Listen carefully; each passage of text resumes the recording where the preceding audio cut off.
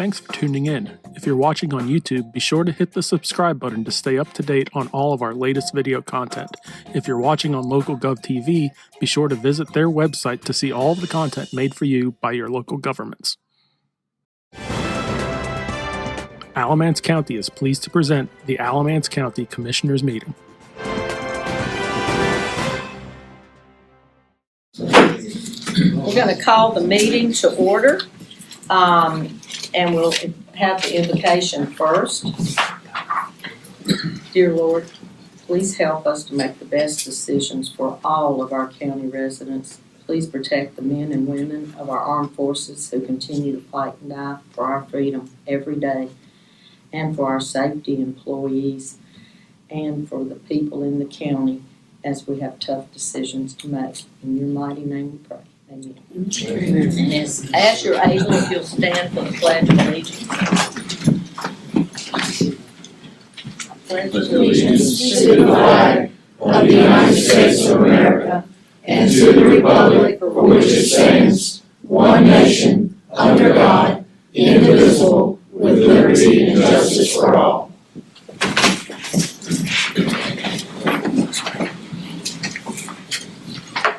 I need a motion to approve the agenda. Motion to approve. Second. All those in favor say aye. Aye. Now we have the public comments. This is supposed to be held to 30 minutes. We would like for everyone to get a chance to speak, but if you are all speaking on the same issue and the person ahead of you says exactly what you're going to say, you could say, they've already spoken for me, or they've already spoken for the group, instead of having a repeat of each thing that we're saying. So we'll go ahead and call the first one, and then if the second one will be next in line, Calandra Salo. I'm not sure I pronounced that correctly. Yeah, you did. Oh, good.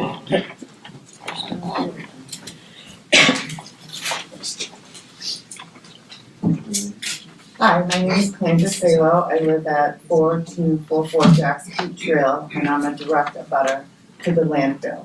I am here because of the planning board's approval of this application is unacceptable. It conflicts with clear, written ordinances meant to protect nearby residents, and those requirements must be enforced. This is not about anybody's character. This is not a popularity contest. It's about the letter of the law, pure and simple, nothing else. The applicant already acknowledged the UDO applies by withdrawing his application and recombining lots to address section 6.5.3F, which required access to all regulated industries from a state-maintained road. The submitted plans also shows the required setbacks are listed on the plans starting from Clap Mill Road. The issue that the applicant and planning board did not address is 6.53C and 6.53E. You can't address F without addressing C and without addressing E. To be direct, the LCD access road and the area of operations is part of the landfill's operation and must comply with operational setbacks. Why is that important? Section 6.53C identifies a residential dwelling as a protected facility. I live in that residential dwelling. The setback to my property is only 90 feet. My neighbor is 100 and my other neighbor is less than that. The intent to construct must meet minimum setback requirements that protect my home, our homes. This is the law. It's not about feelings or emotion, it's the law, minimum required setbacks. The UDO is also clear on page 155. Transportation associated with an industry's activities is part of its operations, unless it's solely for construction. The gravel road is used daily for landfill operations. It is not temporary, it is not exempt. It is part of the operations. You can't move goods A to lot C without that road. It's part of their operations. Section 6.53E is also not optional. No area of operations or internal roads must be located within the operation setback area. If you look at the plans, that road and the area of operation is within the setback area. Yet the LCID road is again 90 feet from my property line. This is a direct violation. It's black and white.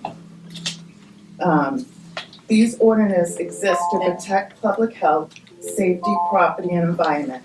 When a board refuses to enforce those laws, the burden falls on us. I didn't mention, when you hear the timer, if you'll finish your sentence that you're on and return to your seat, especially with Thank this you. many people wanting to speak. Thank you. Carol?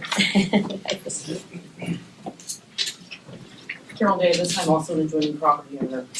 The current LCID landfill is both inaccurate and incomplete. If it's approved, we're not simply getting a landfill. The site is already actively processing waste, grinding, composting, and burning materials like leaves, tree trimmings, and land clearing debris. These are industrial scale operations. They bring ongoing noise from heavy equipment, steady truck traffic, averaging about 40 trips a day today, or currently, and smoke and ash from an air curtain incinerator. This level of activity is fundamentally different from simply burying debris, and that distinction matters. Under the UDO, these operations should be classified as a Class 3 regulated land use, not Class 1.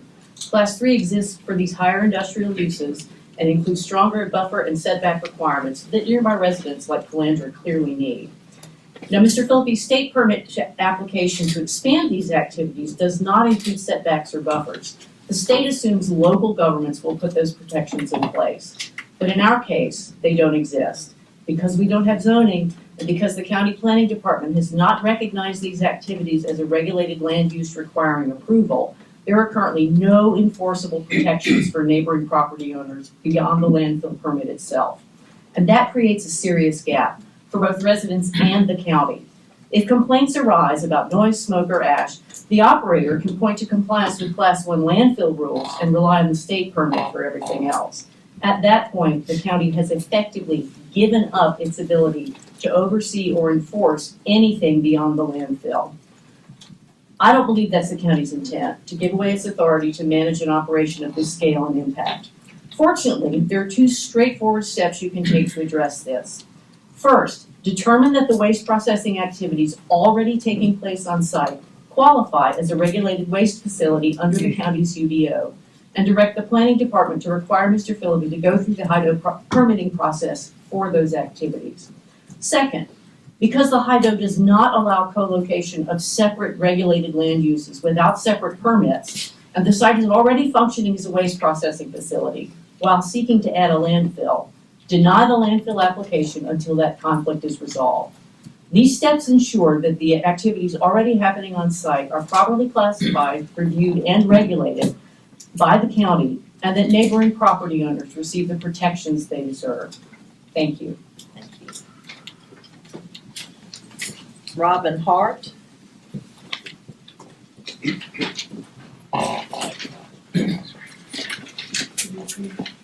The current Philippine LCID landfill application outlines plans to conduct large-scale mulch composting of wood, yard waste, and land clearing debris. These activities align with Class 3 waste facilities, yet the project is currently seeking a Class 1 permit. Additionally, the proposed site borders tributary creeks that feed into the Big Alamance Creek and the Hog River, an issue that has been raised before this board on multiple occasions. While large-scale mulch composting can divert waste from landfills, it also presents significant environmental risks. Water pollution. Composting facilities generate nutrient-rich leachate content containing high levels of nitrogen. This runoff can enter nearby waterways, degrading water quality and threatening aquatic ecosystems, as noted by the EPA. Microplastic contamination. Commercial compost often contains microplastics from degraded plastic and packaging, which can accumulate in soil and enter the food chain. Air pollution and greenhouse gases. Large compost piles release methane, volatile organic compounds, and sulfur-based gas, all of which contribute to air pollution and climate impact. Persistent herbicides. Mulch derived from green waste may contain herbicides that survive the composting process and damage plants when applied. Dust and bioaerosols. These operations produce airborne particles that can travel into nearby residential areas, posing respiratory risks. Chemical leaching. Mulch from construction debris may include treated wood or painted materials that release toxic substances like arsenic, lead, and chromium into the soil and groundwater. Finally, due to high internal temperatures, large compost piles pose a serious fire risk, including the potential for spontaneous combustion. The proposed landfill would be located in some areas less than 90 feet from residential housing, creating a direct environmental and public health concern for Alamance County residents. For these reasons, I respectfully urge the commissioners to vote no on granting this permit. Thank you for your time and consideration. Thank you. We have James Powell.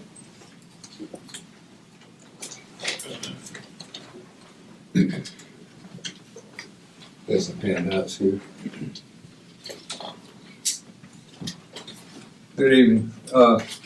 My name is Jim Powell, and I'm from, grew up in Alamance County, and I live at 1573 York Place in Burlington. I have a particular interest in this part of Alamance County. My mother's ancestors moved to Stinking Gorda Creek, Little Alamance, and Greater Alamance 300 years ago. A bunch of Germans came down the Great Wagon Road. And that's how it got started there. In fact, this is not far from the Battle of Alamance, which were the people scattering from the Tories would have run through this area. Some of them probably got shot. But the reason what I want to talk about is the health issues associated with wood burning, which is part of the state permit. I want to speak briefly about the toxic chemicals released by wood burning, especially in low temperature systems like open burning or curtain burners. These processes don't fully combust the material, and that's exactly when the most dangerous pollutants are formed. Wood burning produces benzene, a known human carcinogen linked to leukemia and the immune system damage. It also generates dioxins and furans, including the same chemical family as 2,3,7,8-TCDD, the contaminant associated with Agent Orange that I think everybody's familiar with. These compounds persist in soil and water for decades and create long-term liabilities for counties that allow uncontrolled combustion.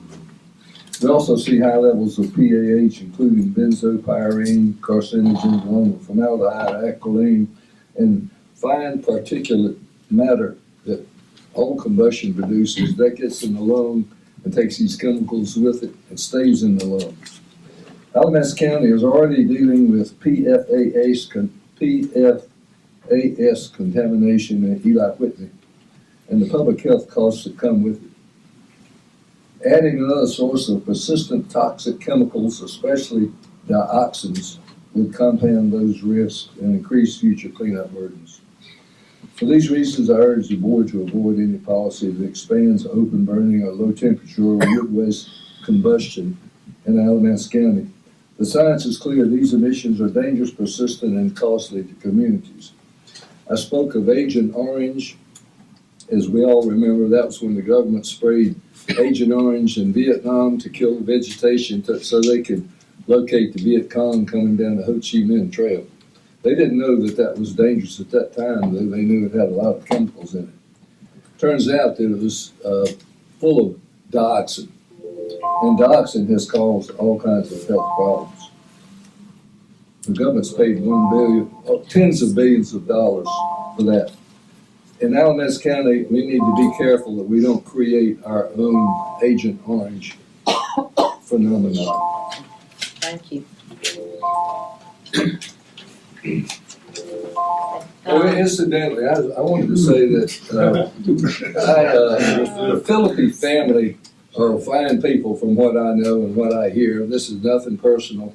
It's just that we don't need this landfill in this area. Jeannie Blythe.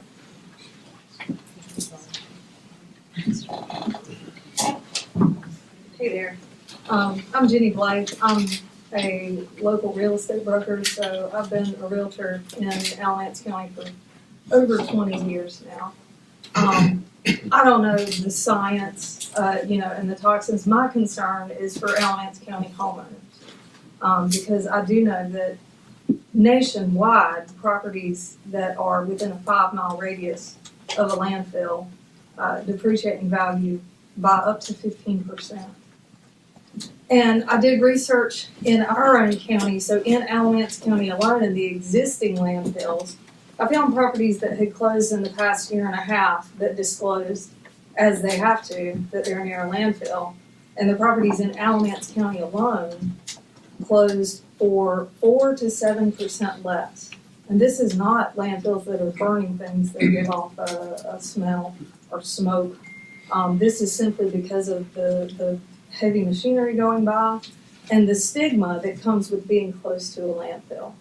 Now that doesn't sound like a lot, 4 to 7%, but when you break that down to dollars, the average homeowner is gonna lose around $23,000 to $27,000 in home value by being in close proximity to a landfill.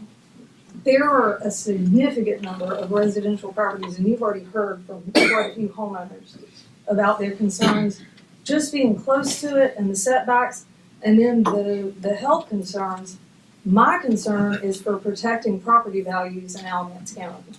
We have already seen stabilization in the market, and something like this could be detrimental to those values within a 5-mile radius. And if they sold, they would be required to disclose their proximity because it's a material fact in Carolina. And so that's my concern. I don't own property, but I have lots of clients, and I care about the people in Alamance County, and I want to protect their home values. Thanks. Thank you. Matt Kirkpatrick.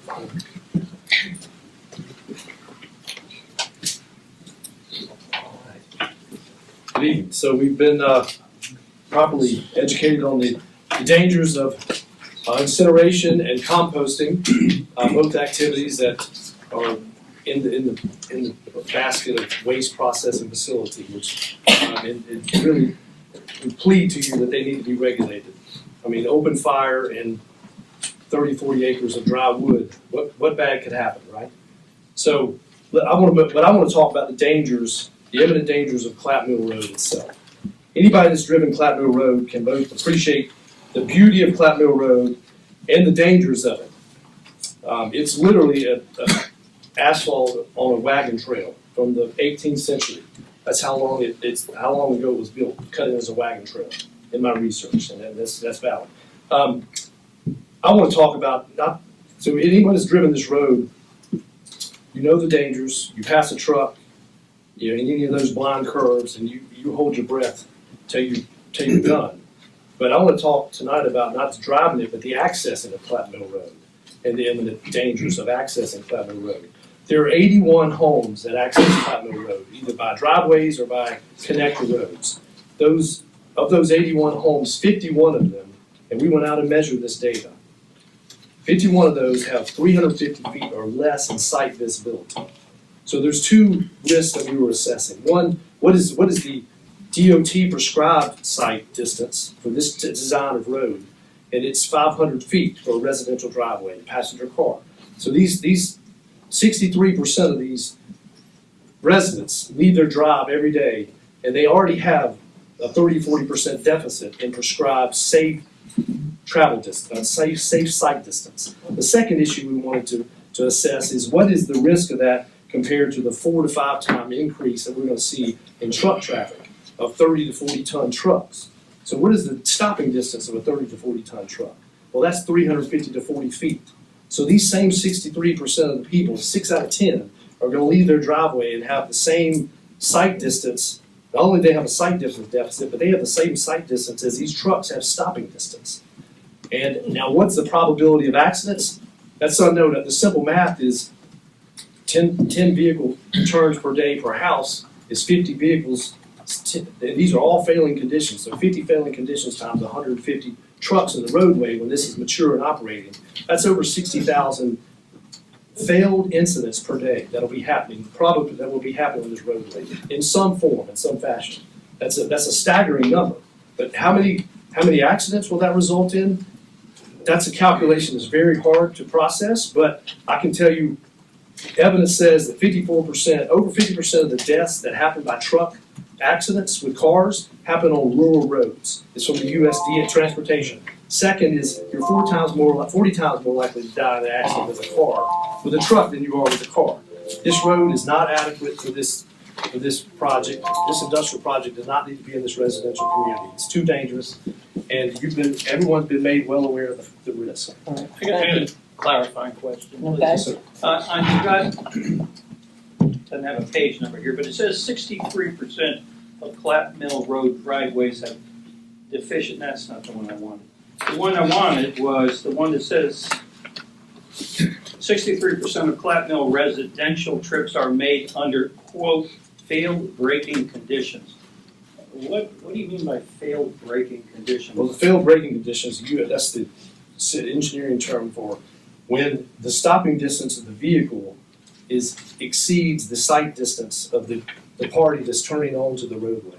So you've got traveling vehicles that have a stopping distance of 350 to 400 feet. Well, Matt, wouldn't it read better if it said potential failed braking conditions? Potential, okay. Well, potential, I mean, Okay, if you, just so I understand. if you put the data in any number of engineered calculations of 30 to 40 ton truck, but it could say potential. Well, here, my point is, that it says failed braking conditions, and then full stop, as opposed to, these are potentially failed. Just so I have an understanding of what you mean, that's all. I understand. Yes, sir, sure. I think this is Larry Salo. Yes, sir.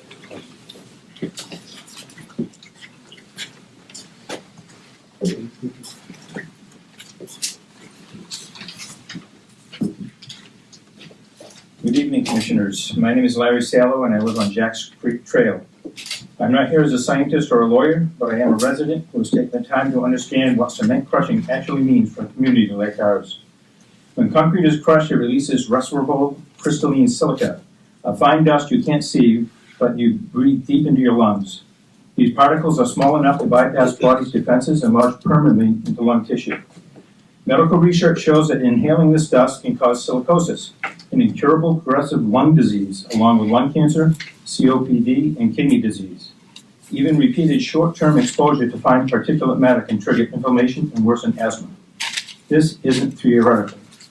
In recent years, individuals exposed to silica dust from cutting and crushing materials have won tens of millions of dollars in lawsuits after developing severe and sometimes fatal lung disease. These cases have established a clear link between airborne silica and devastating health outcomes. Let me be clear, those were workers with protective equipment, regulations, and supposed safeguards. We are residents, we have none of that. Here in our community, homes sit just 90 feet from the property line, which does not meet the required 150-foot setback. And that distance matters because dust does not respect property lines. Studies show that fine particles can travel far beyond the source, depending on conditions. If this permit is approved, crushing would take place dangerously close to where people live, breathe, and raise their families. We are also expecting 38 additional truckloads per day traveling the access road. That level of activity reflects the scale and intensity of this operation being placed directly next to residential homes, and we are already dealing with environmental impacts. There is also an air curtain burner operating on the same property. Residents have reported smoke and ash, and some of our neighbors already suffer from asthma and other respiratory conditions. For them, even small increases in airborne particles can mean more attacks, more medication, and more trips to the ER. Now we are being asked to accept another potential source of airborne pollution, one that is well documented, well studied, and legally proven to cause permanent lung damage. At what point does this stop being acceptable? At what point do we say that 90 feet is not a buffer, it's a backyard? And at what point do we recognize that approving this permit in this location puts real people at real risk so that industrial activity can expand without accountability? You have the authority to prevent that. You have the responsibility to prevent that. I am asking you to deny this permit, not because we are against progress, but because we are for protecting the health and safety of the people who already call this place home. Thank you. Joanne Flynn. she in the overflow? And if Laura Streckfield will go ahead and come on up, and then we'll get, there's Flynn, she in there also. Richard Bashore.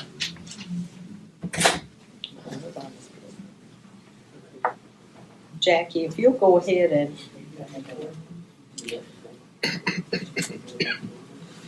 Jackie, if you'll go ahead and ask Laura Streckfield and Richard Bashore to come in too. Please, thank you.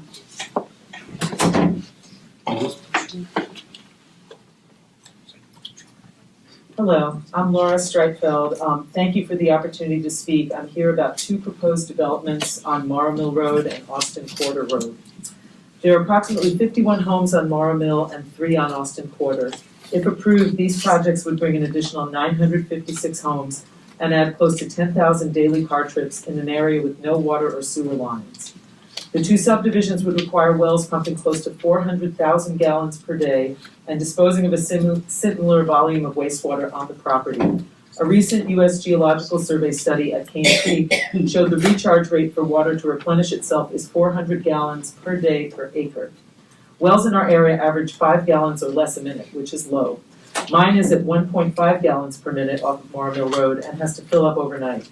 Massive water draws would likely have a devastating impact on water capacity and quality of existing wells. And there are serious questions about whether new homes would have adequate water supply in the future. Such a drastic change to density would destabilize the cost of housing in an area with a stable housing market and modest homes, likely leading to a range of negative impacts, including some residents being priced out of their homes while others see their property devalued. Combined, the two mega subdivisions would likely carry a high cost for the county as well as neighbors, potentially requiring new schools, fire stations, and lanes on the road.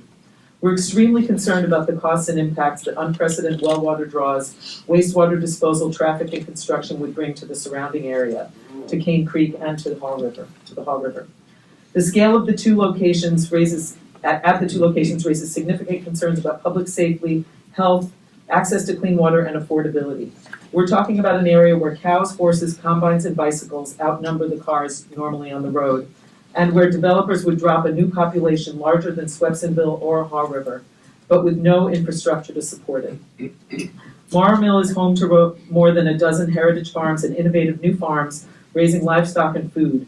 Mega subdivisions pose an existential threat to farmers who rely on water for irrigation and clear roadways for slow-moving equipment. Last week on Morrow Mill, horses were loose on the road, and this weekend, cows wandered across the road into a neighbor's yard. All were returned safely. These projects are being proposed as Alamance and surrounding counties have reached severe and extreme drought status across the state. In Orange County, commissioners recently denied approval of far smaller subdivisions that proposed large well systems in rural neighborhoods.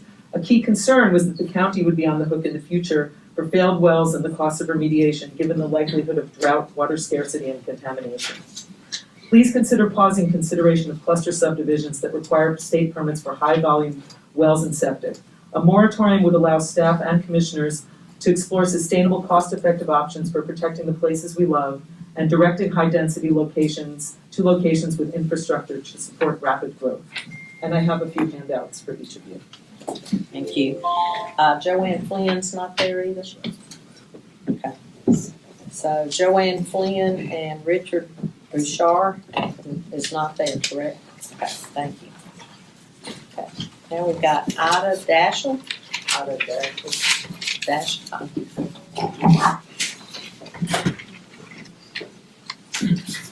And Mike Holland, if you're not in this room.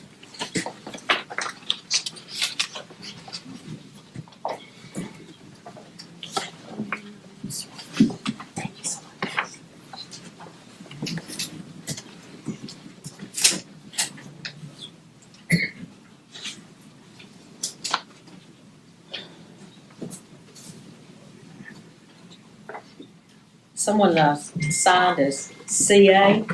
If you could come on up while we're waiting for the others. Jackie, the rest, several of them must be in there. Mike Holland and somebody who signed in as CA. Here. Oh, sorry, I didn't see you put your hand up. Sorry, Mike. Okay, Just CA. I'm sorry. Go ahead. My name is Ida Dashty. I live on Marmill Road, just 2 houses down from the proposed cluster development. Being 14, I am unable to drive, so I rely heavily on my bicycle for transportation around my neighborhood. I have to ride past the parcel of land to get to my favorite fishing spot, which is my most frequent destination. I also recently got hired by an equestrian and will have to ride my bike to commute there. I'm highly concerned about the traffic this development can cause, disrupting and possibly diminishing the safety I feel on the road. Besides traffic, there's a major possibility of the septic bursting. I cannot imagine this huge septic system not having any problems given the one in Saxbahaw, which is used by half the number of people who reside in the development, constantly facing issues. A large septic tank bursting could contaminate the creek I fish at, which is already recovering from PFAS contamination. The well is drawing over 200,000 gallons of water out of the land a day, surpassing the daily 450-gallon limit by a long shot, possibly causing a drought in an already dry, sunny, and hot neighborhood, possibly drying out the creeks and cause a fire hazard, which is quite ironic since the residents wouldn't be able to have fire insurance because the road is too small for fire trucks. The development being a cluster development would be absolutely demolished by a fire. Besides these awful risks, it's also in a floodplain. Are we trying to build a death trap? There's other reasons too, like light pollution, noise control, the demolition of historical beautiful farm, as well as the value of the land and the land around it having its value drop down. Due to the damages, this is just one development affecting our community. I'm sure there's plenty more, like the landfill being proposed in Alamance, which should be controlled with just some sort of land use ordinance. In the past decades, North Carolina has faced major development due to the wave of people moving here and the success of our businesses. With these changes, 87% of counties have put land development regulations in place to preserve, protect, and organize North Carolina cities and towns. Alamance County has not. Development, though exciting, can get out of hand and out of place without land development regulations, like seen here in my neighborhood. Alamance County citizens will eventually notice these changes and be faced with regret by not pushing for some sort of land use plan. Alamance County has many acres of beautiful farmland, rivers, and forests, which are constantly threatened by developers. Industries and facilities seem out of place next to schools, parks, and trails due to incompatible land usage. Densely packed neighborhoods surrounded by agricultural land disrupts farm animals and the quiet scenery. With land development regulations in place, we can collaborate in a way where all citizens feel comfortable in their county, preserve farmland, separate incompatible land use, regulate scale and density, promote safety, prevent traffic, and protect the environment, while still being open to the much-needed development. Thank you for your time.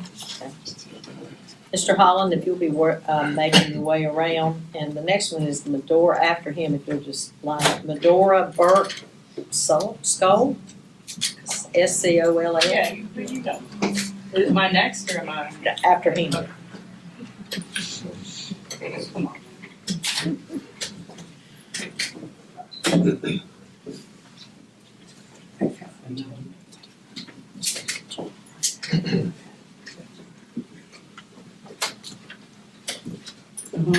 Yes, sir. I'll be a little faster if I knew. I'm sorry, I apologize. I'm gonna borrow a copy of my,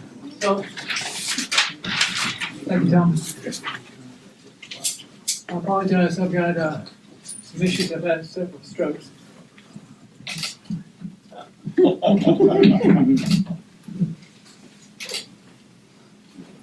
4 minutes?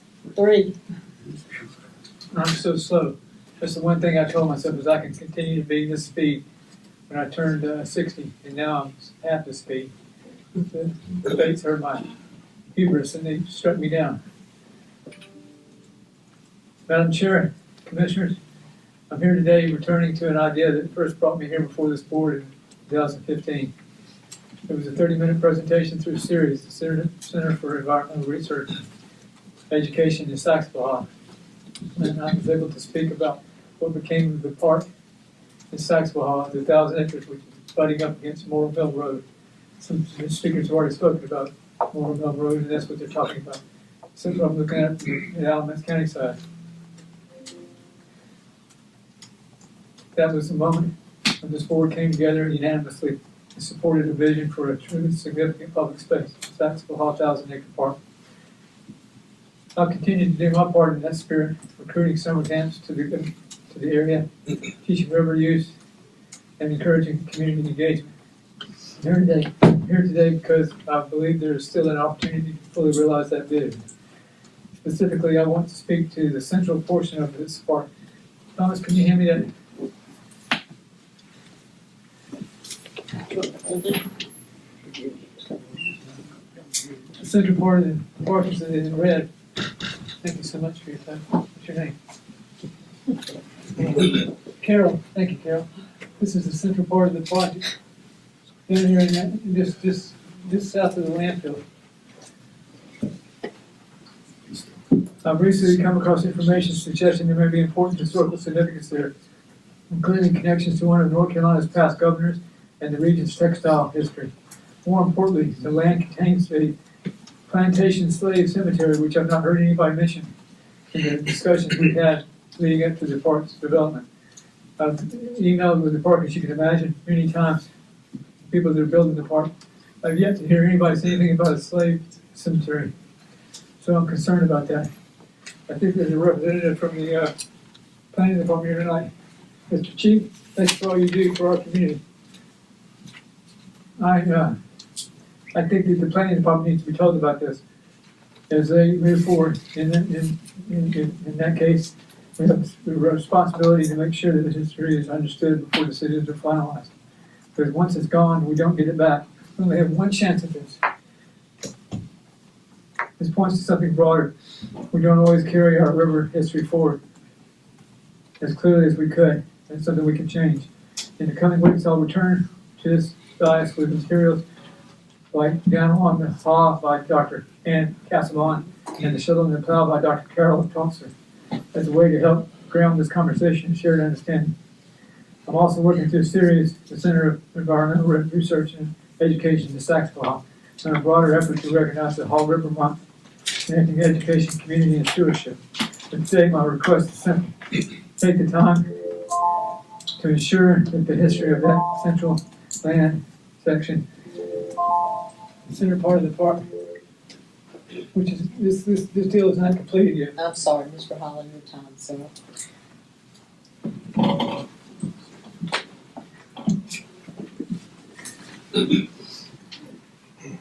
Thank you so much for taking your time to listen to my request.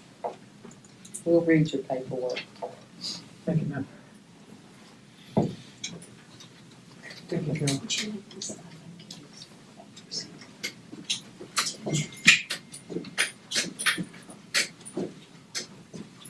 The next one will be Tabitha after this lady.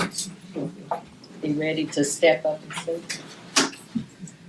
Good evening, Board of Commissioners. Medora Burke Skoll,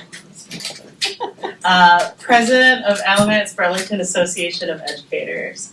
I'm here tonight to talk about school funding, and I know I'm early. I know that that's not really until May, maybe June 1st, but early and often is my policy. So I'm hearing a lot of disturbing data. Fox 8 and the GPI have us ranked 99th out of 100 districts for local funding. We have one of the highest vacancy rates in the state currently, according to the DPI data, that we're 86th out of 100 in terms of unfilled vacancies.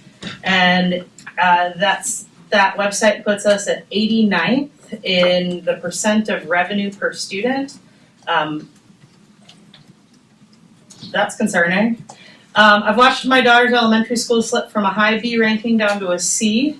The demographics of the school haven't changed. The neighborhoods it sources students from haven't changed. The staff hasn't changed. The number of people who are there to help our struggling students is what has changed. So I am, as president of the Alamance Burlington Association of Educators, I'm out in our schools listening all the time.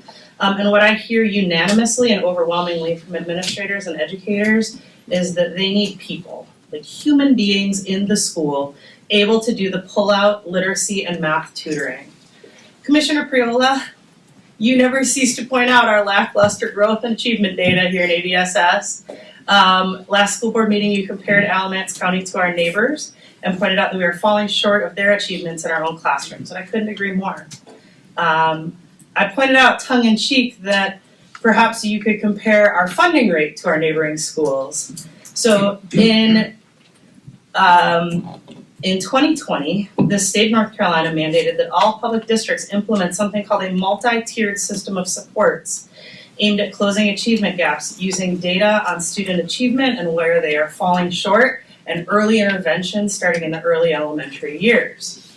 I would point out on their own websites, Orange County, Chapel Hill, Carrboro, Chatham, and Guilford all reference using their MTSS data to allow their teachers and literacy coaches to target interventions and achieve dramatic improvements in literacy. Orange County's website says Orange County schools are seeing great growth because they are using the data of their elementary schools early to identify learning gaps. Chapel Hill Carrboro says differentiated, narrowed focus, and small tutoring groups are really game-changing in our schools. Guilford says elementary school, school-based MTSS specialists are in every school implementing supplemental and intensive interventions to ensure continuous improvement in students. ABSS lost those positions in the RIF 2 years ago, just as we were starting to utilize this system, and we are asking for them back. And I'll be here next month to explain the Mississippi Miracle, which you guys should check out, that uses this system and the positions that we lost. Impossible.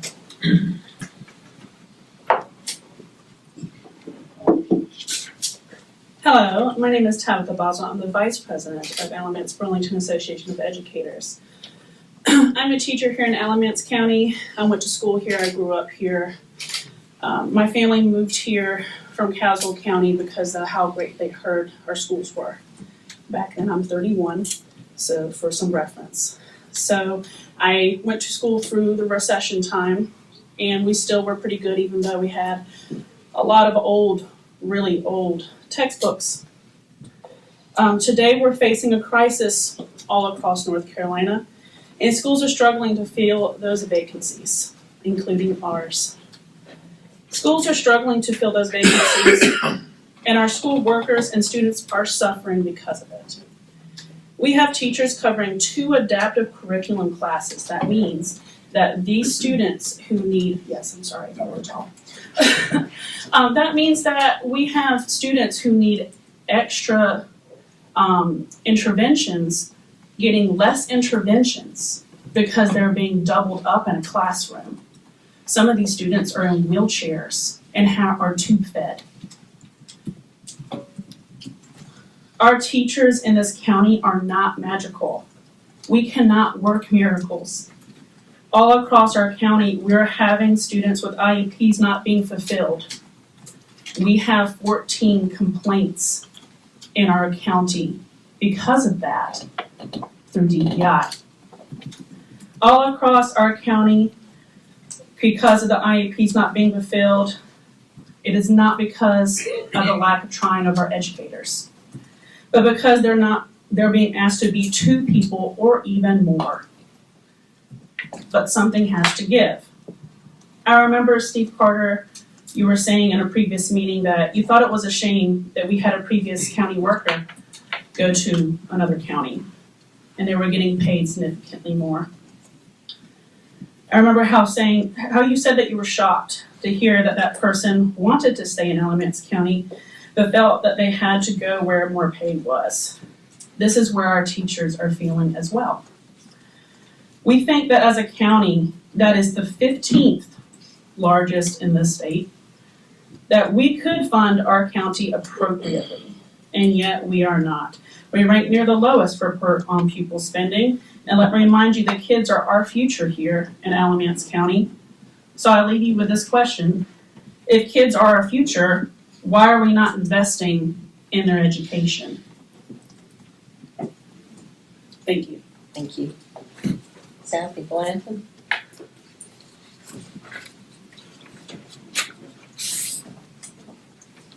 Henry Vines will be next after Mr. Blanton. Oops, and Sawyer Jones. Sorry, I jumped over.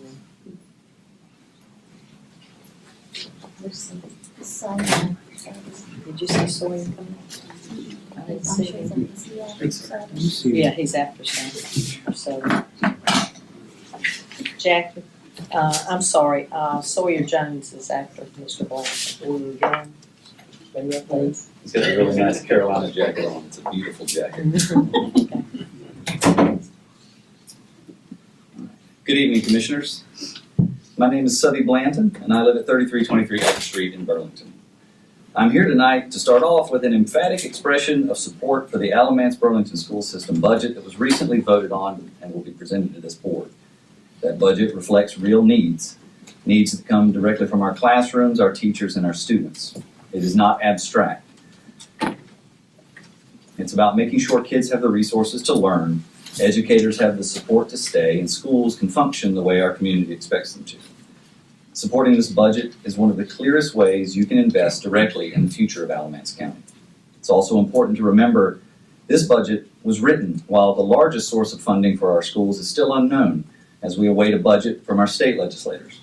The same legislators who were happy to show up in our local schools last week for photo ops alongside the students, teachers, and staff that they have refused to acknowledge for the last 294 days. I also want to take a moment to recognize the residents who've spoken out tonight regarding the landfill and housing developments. Whether or not everyone agrees on that specific issue, what stands out is that people are engaged. They are showing up, organizing, and making their voices heard. This is local control in action, and it's not always easy, but it's essential. Which brings me to a broader concern. Right now, there are efforts at the state level to limit property tax increases through a proposed constitutional amendment. On the surface, that might sound like a simple safeguard, but in practice, it risks tying the hands of local governments like this one. Property taxes are one of the primary tools you all have to respond to local needs, whether it's funding schools, emergency services, or responding to growth. If that tool is taken away, it doesn't just mean tighter budgets, it means a shift in who gets to decide. Because once the state limits your ability to raise revenue, it becomes much easier for it to step in and dictate how resources are allocated, how budgets are structured, or even how communities like ours plan and zone their growth. The same principle that allows residents to push back on something like a landfill, a housing development, or an AI data center is the same principle that is put at risk when authority is pulled upward to the state level. I believe that the county is best served by a board like this, listening to residents like these. I find it bizarre that legislators who have been unable to fulfill their duties as laid out in the state constitution feel like they can be trusted with further control and responsibility. So tonight, I'm asking you to do two things. Support the ABSS budget as submitted, and continue to stand as advocates for local control, because once it's lost, it's very difficult to claw back. And you never know. If you all hold strong, you may wind up with legislators who will do their job and provide you with the resources you need to keep working for the county you all love. Thank you for your time. Thank you. Mr. Jones?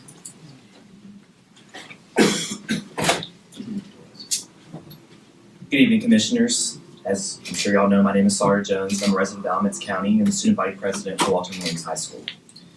So as usual, I'm here to talk about the funding for our public schools. I will be graduating this June and will be attending UNC Chapel Hill majoring in public policy and media and journalism. However, I plan to return to Alamance County to teach in our public schools and start my family. I found what's special with Alamance County, and I want my home to continue to stay special. Just because I won't be here for the next 4 years doesn't mean I don't want to see my community thrive. Through Williams, I've been able to participate in undergraduate research with Elon University, and of course I was drawn towards the education-focused group. Within that group, we found that there isn't an exact correlation with funding and student outcomes as you would think there would be. And I will have to say this is my first time I can agree with Mr. Priola on the education topic, which is just throwing money at the problem does not help, but having quality teachers does. We can't retain and bring those good teachers to our schools if we don't have a strong supplement enticing them to do so. We can't just pull a little money from here and there. We need the money for our student support services, like our nurses, guidance counselors, central office staff, and everyone else who does the work behind the scenes to help our schools thrive as much as possible. And I want to make it clear that we need the money requested to give our teachers a supplement to increase our students' academic outcomes. And I want to leave you all here with this note, that public education, it is not an expense, it is an investment. It's an investment for Alamance County and its future.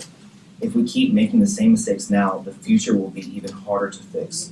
Our bloated administration at ABSS is doing the job they signed up to do. On that, Mr. Priola, I invite you over to ABSS. Maybe try running for school board or even becoming our next superintendent. I want to see the real ideas you have to change our school system without giving the funding it needs. And I appreciate your time tonight. Thank you. Thank you. Mr. Vines?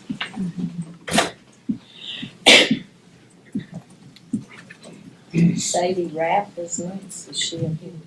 Sadie Rapp, R-A-P-P. Mr. Vines? My name's Henry Vines, live 3450 Isaac Drive. Good afternoon, Commissioners. Wow, we've heard a lot tonight. And I'm gonna just start out by saying that I served on the planning board, and when all this came up about the landfill, I assure you that that planning board has worked hard to look at these permits. We have turned it down. I turned it down once when I was on there, and it was turned a second time, then went back and resubmitted. But the planning board has done their job. They have worked really hard to make sure that all the X's and O's and boxes and everything are checked. The problem that we have is that we don't have zoning in this county. Each and every one of you know that I have pushed for zoning in this county for over 30 years. I've looked to the future and seen what's going to happen if we don't do something. These same issues that are being brought up tonight will keep coming up as long as we don't have some form of plan zoning or a development in this county. We keep talking about how much this county is growing and how much we've got to plan for the future. We've got to build buildings, we've got to build courthouses. Well, when are we going to start planning for the future of rural Alamance County? And how is going to be developed and taking place over the next years? This is a big concern. This development that's been talked about tonight that I was a little aware of, but not exactly. We brought a plan before y'all several back, that was addressing these cluster developments, and that they would be in a certain amount of time and amount that could be taking place. You turned it down. We brought another plan before you. You turned it down. Folks, y'all are the leaders of this county, and you need to look at this and start thinking about doing something. Because if you don't, we're going to keep continuing having these problems that we've got. Mr. Phillip here is wanting to develop a landfill, and he's doing all he can do to meet the HIDOs. The HIDO is not protecting us. We can't keep making ordinance trying to protect the citizens. We got to do something for the future. My time's about up, and I just wanted to say one last thing. I have some notes here so I wouldn't forget. I talked to the tax administrator today, and it seems that we're doing well. Our tax base has grown almost $900 million. What does that mean? That means that you're going to have about $4.5 million of extra revenue in next year's budget. So I hope you'll take that into consideration and not raise our property taxes again. Thank you for your time, and I appreciate it. Ms. Rapp? And the next one is Elizabeth Hilborn.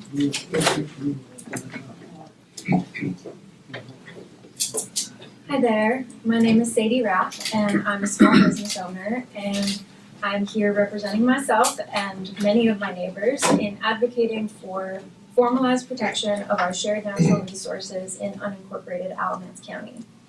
We're asking commissioners to amend the UDO to incorporate land use policies that better protect the rural and agricultural areas of Alamance. Specifically, we are requesting that commissioners draft a rural preservation ordinance to prohibit subdivisions that require community wells and off-site septic systems in these parts of the county that lack the infrastructure to support such dramatic increases in number of residences. My personal framework for these issues is the idea that nothing is possible without the land and the water. We need ample land to grow the food that we rely on. We need healthy buffers of forests for wild animals to be able to avoid unsafe interactions with us and our pets and our livestock. We must protect the waterways and groundwater that support all the life in order for anything to survive and thrive here.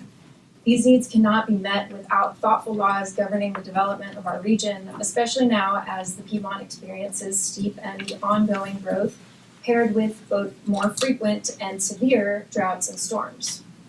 I believe that it's the responsibility of the county to create the legal framework to facilitate wise development.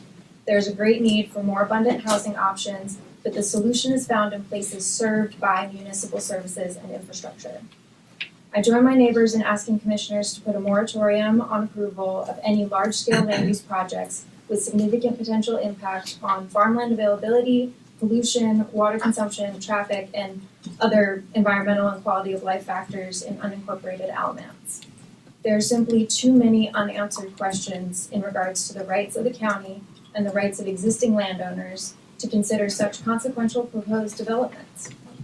I want to emphasize that I am not motivated by a desire to keep new residents away from Morrow Mill Road.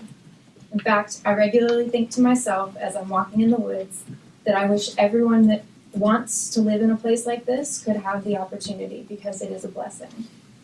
I am motivated instead by the need for this tremendous asset, our vibrant agricultural community, to not be irreparably devastated by short-sighted development projects so that future neighbors might have the chance to know this rural land that I love. Thank you. Thank you. Ms. Hilton?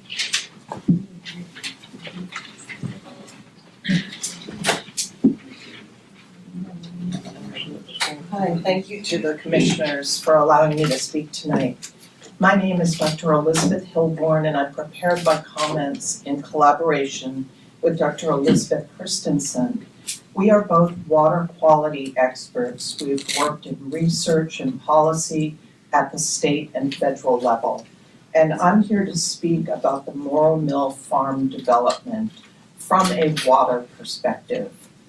I'm extremely concerned about these high-capacity wells. I've worked with a professional hydrogeologist to understand some of the issues associated with groundwater availability in this part of the county. We don't have a defined aquifer. What we have is fractured rock. So we have pockets of water where if people are lucky when they're drilling a well, they hit a pocket. And they're also lucky if they have enough water. I believe Ms. Straightfield mentioned she has less than a gallon a minute and has to wait overnight. That's not uncommon. And when we have situations like the drought we're in now, it puts our limited water resources at greater risk. So there are some issues associated with our groundwater availability. One is rainfall. It has to be recharged by rainfall. The other is what's on the ground. Can the rain get through the soil to those little pockets we depend upon? And the other is how much water we're using that we're taking out of the system. So this development is going to have some very high capacity wells. It will also pave over land that's needed to gather the water to recharge local pockets of water that we depend upon. With too much water use, with limited recharge, wells can go dry. And I'd like to refer to an incident that happened in North Raleigh. They have the same type of aquifer we do, limited supply. In 2005, the Norwood Oaks subdivision in North Raleigh, those people, their wells started going dry within 2 weeks of a neighboring large development put their wells online. They had 2 weeks. They were like, what is happening? It was such a big deal. They had to hook up to that new development's private water source, going from free well water to a large water bill every month. And then again in 07, there was a drought period, more wells dried up. So the US Geologic Survey, USGS, investigated, and they actually published report 2010-5219 and showed that those wells were dewatered by the development. It's about a mile radius from these high capacity wells that the risk is highest, but given drought conditions and high use, it could be 2 to 3 mile radius, and I believe you have a map. We do. Thank you for your time. You're welcome. I've been asked by one of the commissioners before commissioner comments, and we have 2 chances to do commissioner comments, and it should be related to what's going on in this meeting. So I need a motion to take a 5-minute break. Second. Excuse me, I didn't quite understand where you're Before going. the commissioner Oh, before we comments, respond. we've been, I see, thank you. all right, all those in favor? Aye. All right, we are in recess for 5 minutes. Now will be the commissioner's comments, and I would like to ask that we hold them to 3 minutes apiece. And then we'll move on to the consent agenda. Ms. Thompson, you have anything to say? And please limit it to what was discussed by the public that this comment's for.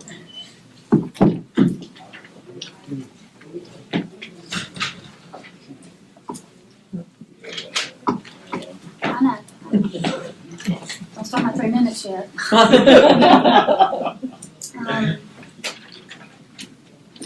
I'm glad to see ABSS supports here. I always support the school system. They've been band-aided long enough. This new development out there, the Austin Quarters, I have a hard time understanding how all these mega hundreds of developments would want to build near a real landfill that has trash and all kind of other stuff that goes in it. I used to go sledding in Austin Quarters when it was Austin Quarters, this land.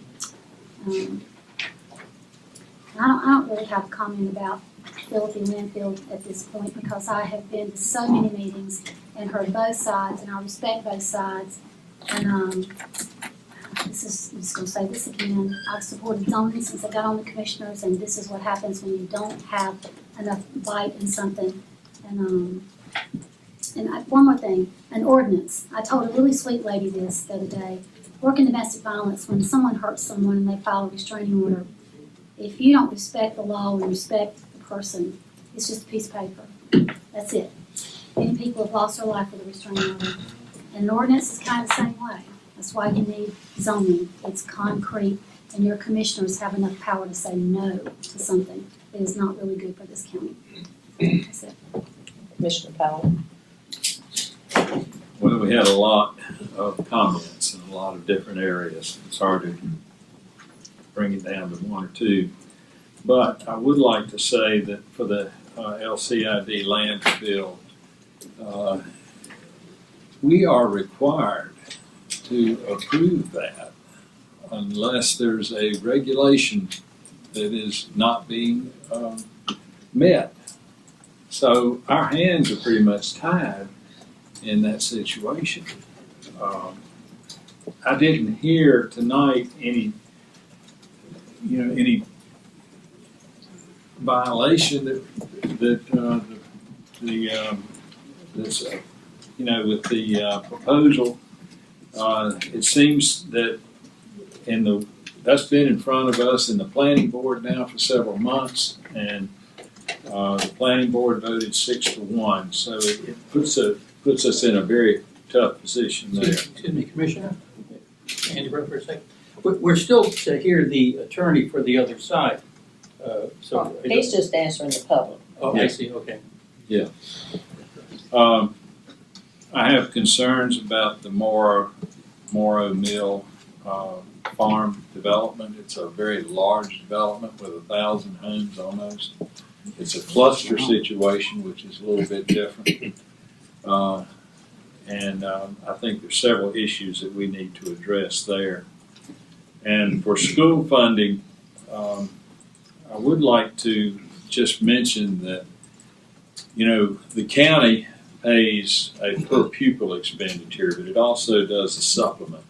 And in 2020, we were in the top 10 counties in the state of North Carolina for the supplements to schools. That's never mentioned. It's slipped now to, I think we're in the 36th position. But we have done quite a bit with that. Although additional funding is needed. And I would like to suggest that we look at bringing back up the 1/4 cent sales tax and make that, if we do bring it up, for school support. And I know it's failed 4 times. but that's always a possibility. You know, in 2018, we passed the school bond for $150 million for the public schools and $30 million. There's a little bit more than that for the community college. Last year in our budget, we paid $18 million in debt service for that bond. So that's never added to the amounts that, you know, they show of what we are paying in support of per pupil expenditures. We need to do more for schools, and that's one of my primary interests. We have to also consider the taxpayers and have a balance there. And I've been looking for a way to have some guardrails for what we spend in taxes, but ultimately it's up to the commissioners to decide what we should do here for the local residents. And it's a tough decision. So we have quite a bit of work set out for us here in the next little while. I look forward to that. Commissioner Priola. Ed Priola, superintendent. What a great idea. We can agree on a couple of things. One of the things that the young man, I commend him for coming and speaking to us, we can agree on. And from a professorial perspective, I'm a professor and I did the research. There is no causal effect research that demonstrates that increased pay results in increased grades. In fact, there's just a recent 2024 study that came out. Now, it's from a different country, so make of it what you will, that having, again, some teacher's salary and not doing the same with others, the causal effect is not there for show what happens with per pupil expenditures. In fact, there are countries around the planet that spend a whole lot less and get a whole lot more. So I think we need to look into what we're doing at APSS in order to make those kids get better grades. Comparing one semester, this last semester this year, with one semester the previous year does not demonstrate an uptick in performance. It's a very small increase. Hopefully it'll continue, but it's not a valid comparison, one semester in high schools alone to one semester last year. So there's a couple of other things too. The union representative stated that she, in jest, asked, well, what do we have what do the other districts have that we don't have? And obviously the answer is money. Well, they also have money on a per income basis in each of those counties that are represented often by the school district. But they also have good management, or better management, what I would state. When we hire a consulting firm for $750,000 that's been sued in another state for non-performance of their academic performance requirements, the school district took them to court after 4 years. 4 years of trying to make the academics better in that district in Colorado, and the school district won $1.5 million. And we go ahead and hire them as if there's no problem. And there were problems in other states, insider dealings and so forth and so forth. Those are allegations. So I think there's some things that we could look at that will improve school funding, school performance. So I'm listening to the comments here tonight about the landfill. And the reason I brought the other stuff up is because I want to hear all the evidence.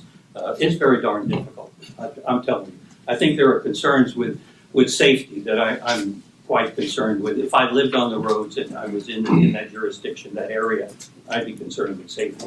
I think the applicant, to everything I've seen, has attempted to fill out everything in checklist fashion and has done what's required of a new applicant. So I'm still on the edge. I want to hear the evidence that the folks objecting to have to say about it. But I agree with my colleagues that we're pretty well obligated to move ahead with this, and because we're not barristers, I do want to hear what our attorney has to say about it, because I think we're compelled to go along if all the requirements are made, unless there's an egregious breach of the standards. Thank you. Try to hold it at 3 minutes. I got on a roll, I'm sorry.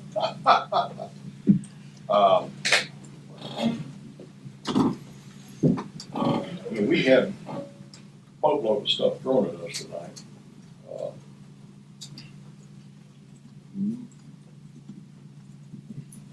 I've asked a question of our administration today about the moratorium.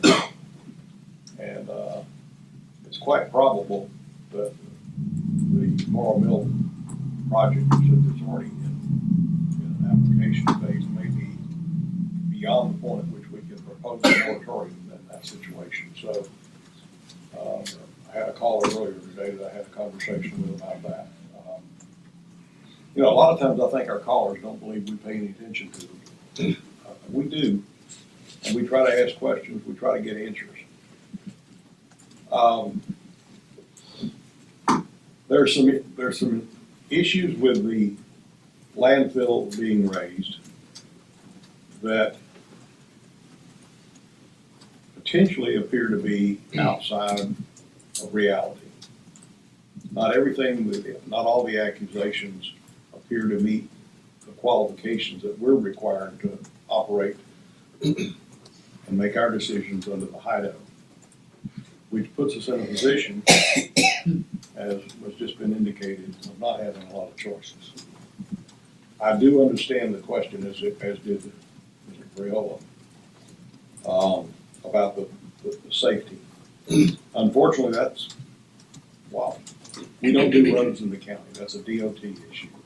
Unfortunately, there's an item in the HIDO that we hadn't addressed. The HIDO is not a brand new document. And our planning director right now is in the process of trying to bring that perhaps into the 21st century. It needs a lot of work. All of that can't get done at one time. And there are a lot of the issues that are hitting us today are because of the situation with the HIDO that we have. So, and you're trying to tell me I'm running out of 3 minutes. There was a clock there. A lot of issues, a lot of things. Schools. Yes, the state hasn't met its obligation. We've been, as Commissioner Powell pointed out, we've been at a point where we were the 10th highest supplement in the state. We're now maybe at the 36th. That means we're not at the bottom. And we're not required, statutorily, we're required to maintain facilities. We're not required to maintain a supplement, but we have. And part of the issues we have is we can't go backwards in funding the schools. So we can't go back from where we ended last year. That creates a whole other issue with the situation we had with the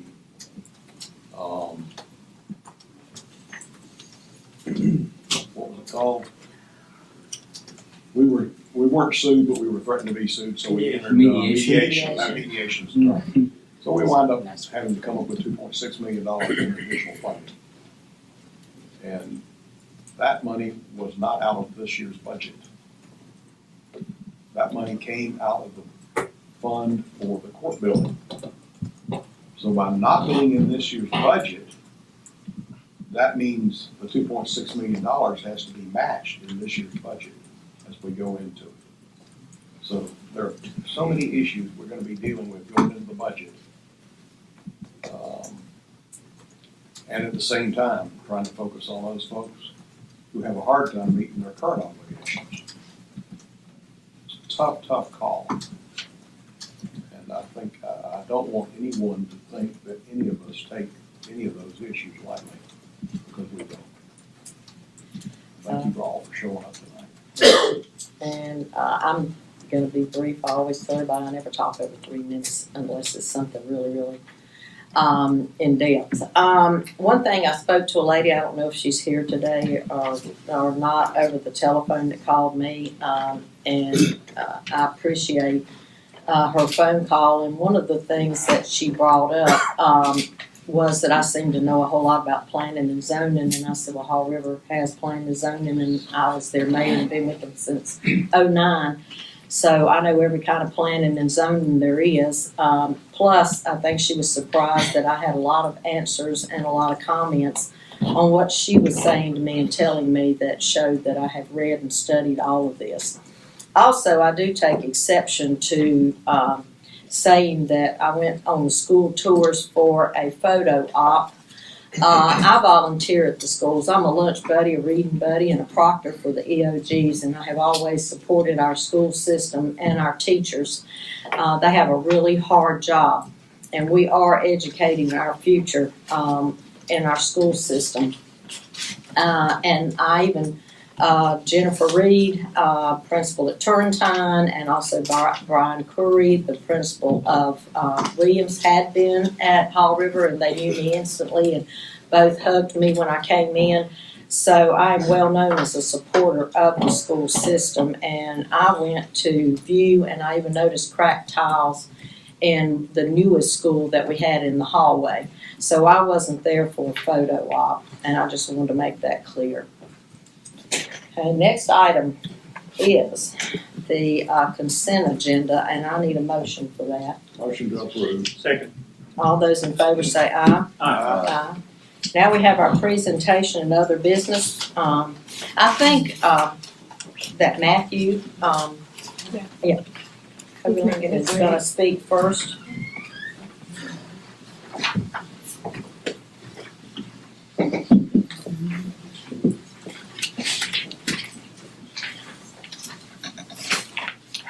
Thank you, Madam Chair, and good evening, Commissioners. I promise this will be much shorter than my last presentation. I'm just going to give you a very brief overview, more or less, of the permit review process and where we are tonight, and a little glimpse into what may come next. So obviously this is and then I'll step out of the way and allow you to hear from Mr. Koontz and Mr. Hornet, representing the parties. So obviously this is the continuation of the Philippi LCID landfill intent to construct permit application continued from your April 6th work session. Corresponding agenda packet items are the compliance schedule and the civil site plan. This is just a recap on the timeline. This is in my previous presentation as well. So this is required by the ordinance, and just step by step of where we have been staff review and then certification. We send that to the planning board where they host a public hearing, which they did on March the 12th, and then voted 6-1 to recommend approval of the permit. It came before you on the 6th, as I mentioned previously, and then you agreed to continue it to tonight. This is a direct snapshot of what the ordinance says about the county commission's responsibility and role in this review process from HIDO section 6.5.4. In cases where the planning board recommends approval of an application, the Board of Commissioners shall review the recommendation of the planning board and review the application for compliance with the requirements of the ordinance. If the commissioners determine that the application is compliant with the requirements, then it shall issue the intent to construct permit. If the commissioners determine the application is not compliant with the requirements of the ordinance, they shall deny the application, and that decision may be appealed pursuant to the procedures herein. So just briefly on that, if there is a denial and an appeal, that appeal would go to the Board of Adjustment, the county's Board of Adjustment, as I just mentioned. If there's an approval, then the permit really just moves on to the operations permit phase of the ordinance, and that is detailed in section 6.5.4 C and D. So again, very brief overview of the timeline, and I'll step aside and allow Mr. Koontz and Mr. Hornet to give their presentations. Point of order. Sure. Can we hear from our county attorney before we hear from these presentations? That's what I was gonna ask him, because I believe, Mr. Stevens, didn't you say you would speak after they did, or do you want to speak before and after? I'm here to answer questions as the board might have them. I don't have a presentation to give, and quite frankly, I don't have a side to take in this whole thing, and so I've asked them to come speak for those, and I'm happy to clarify any points or questions that may come afterwards. I'm looking for a baseline. You know, we have some points about what is our responsibility at this stage in the application phase. And so you presented some of it before to us, but you know, what is our responsibility? the director gave us a pretty good foundation here. What are we gonna end up voting on tonight is what I'm saying. It was, I know it's being all legal-like, but that's. No, I think the director actually addressed that. I mean, the permit and the elements of the permit as presented and as submitted to the county, the board has been asked to review the permit itself and determine whether or not the permit is in compliance with the ordinance. And like I've spoken to a few of you about, you can take into account any factors known to you as to how you might vote to approve or not approve the permit.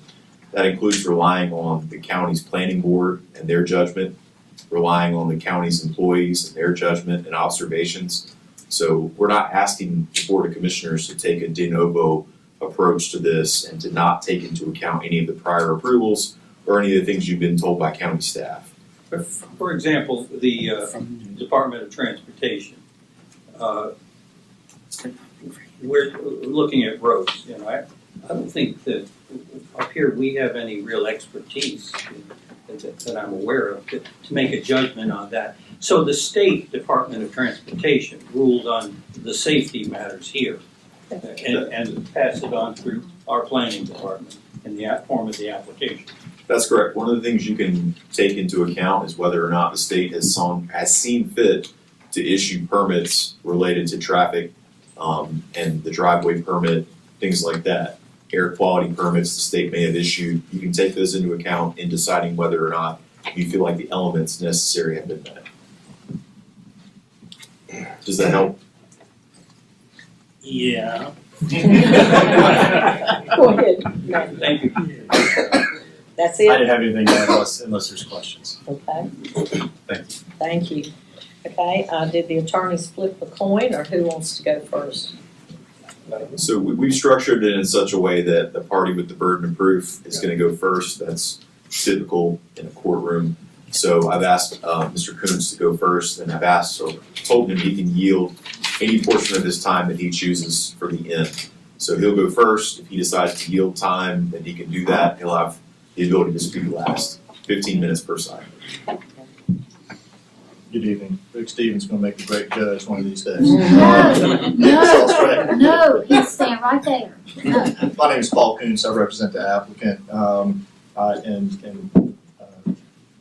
Councilmember Priola, your comment segues directly into a couple of pictures that I brought with me. Because you brought up safety as a concern. You're exactly right. We control the things we can control, and the things we don't control, we don't control. That's the short version of where you are with the UDO and where we are with our application. What we can do is we can apply to the North Carolina DOT on the roads and get a driveway permit.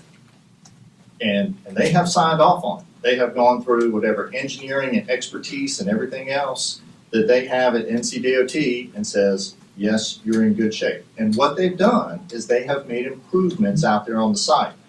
And this is an overview. The small box, small yellow box on the left-hand side is blown up on the right-hand side. When we're talking about curves on Clap Middle Road, those are the curves.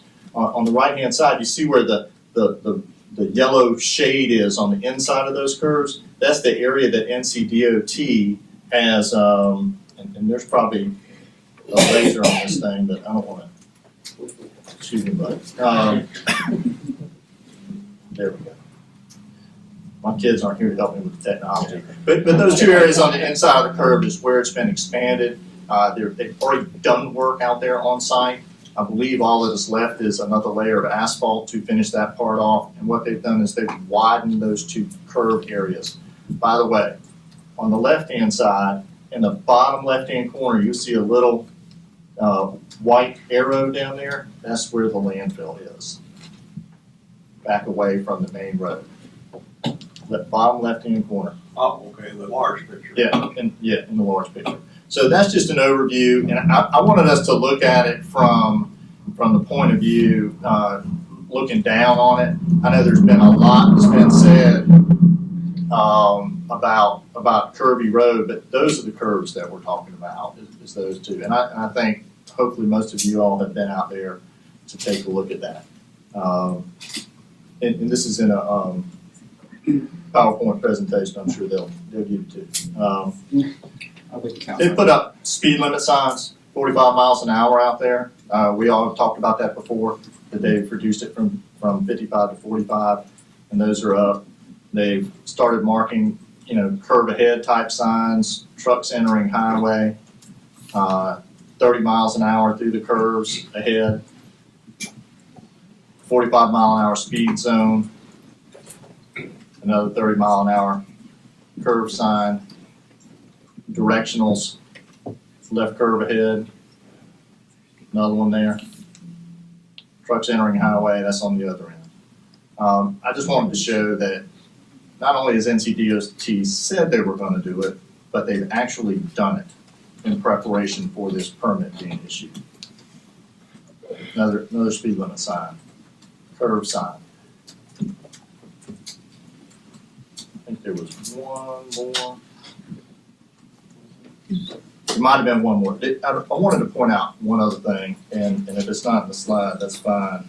The other item is, when we look at all the other landfill sites, this is on, this proposed site is on NCDOT classification secondary route. That's what this type of road is called. The other Philippi LCID Connesville Road location is on a secondary route. Alamance County Landfill, Austin Quarter, on a secondary route. Alamance LCID on Euless Road, secondary route. Yep, and just, if I can just scroll up just a little bit on there. Because the small stuff at the top is the designations from NCDOT.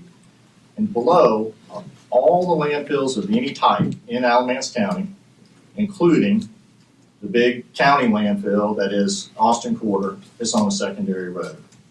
The Meridian Waste location, also on a secondary road, that's also a higher classification. And the rest of all the other LCID landfills are also on secondary routes. So we have done all we can do. NCDOT has said grace over this, looked at the engineering, and has approved it. We've done the TIA study. And I will say that the TIA study, in true engineering fashion, is complete overkill on the numbers. Because the way you have to run that is an absolute worst case. So there's a 55-acre site there. The site's bigger, but the production area is 55 acres. So we ran it with a multiplier of our existing Philippi landfill over on Connesville Road, and just said, all right, if you've got a 7-acre one versus a 55-acre, just do the multiplier, it's about 7.8 times as much. That would assume that all 55 acres are open day one, and that is not anywhere near what is going to happen out there. This is a gradual development of this site over time. So even the high-end numbers of 77 truck trips a day assumes that we have developed the entire 55 acres all at one time. And that will not happen. The initial application that's going into the state just develops the first 26 acres, but even then, it's over a period of time. Because it's not magically that somehow Alamance County is generating all this additional waste. This is a long-term thing for Kenneth and his family who have been here forever. I've only been here since 1993. His family's been in that community, lives out there, way before any of these residential homes were built. I thought it was fascinating to see here tonight, the Morrow Mountain conversation. You guys will be happy to get back to the budget after you deal with this landfill, won't you? But I know that when folks move into the house, they assume that everybody was happy for those residences to be built in the first place. But there are people that oppose residential development in Alamance County, and they come here and they speak to you. But these homeowners don't hear that, of course, because they're just showing up and buying the house. They get the benefit of not having any zoning. They also got the benefit of when that property was cleared, where did all of that debris go? Right. Right? So this is it really is a community benefit. Because if you get landscaping done on your property, and your landscaper carries that debris off, where is it going to? you got really two choices if you're in the county. It's either going to a LCID landfill, or you're gonna make a big brush pile in the back and open burn if it ever rains again. Right? And that's just open burn permit. Not a curtain burner or anything else. So I'll reserve the rest of my time, and I'm waiting to hear the comments of council for the opposition. Thank you.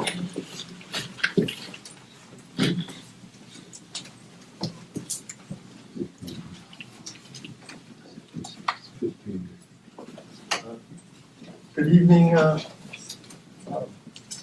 Ms. Allen and the rest of the board members here. I'm Bob Hornick.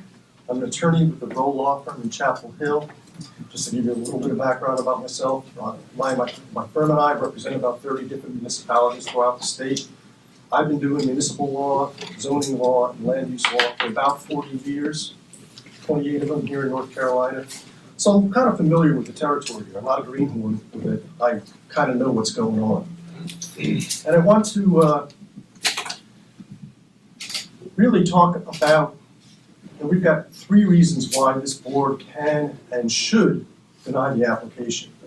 I know several of you have said or suggested that your hands are tied, but your hands aren't tied. You've got some discretion, you've got to interpret the ordinance, and I'm going to help you do that, I hope. I want to give you a couple of gentle reminders, general principles about the UDO. First of all, the purpose of the UDO when it was adopted in the first place was to promote the public health, safety, and welfare of the Alamance County community. Second, section 6.5.1, that's part of the HIDO. That is like the first section of the HIDO. And it recognizes that not all uses can be allowed everywhere. It recognizes that some heavy industrial uses need to be regulated. And that the reason why they need to be regulated is because they have objectionable impacts.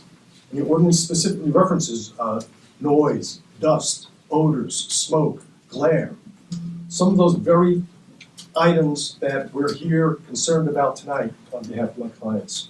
And by the way, I'm here, I represent a bunch of property owners in the Colville Township area, specifically around the Clap Mill Road entrance to the site. So that's who I'm speaking on behalf of this evening.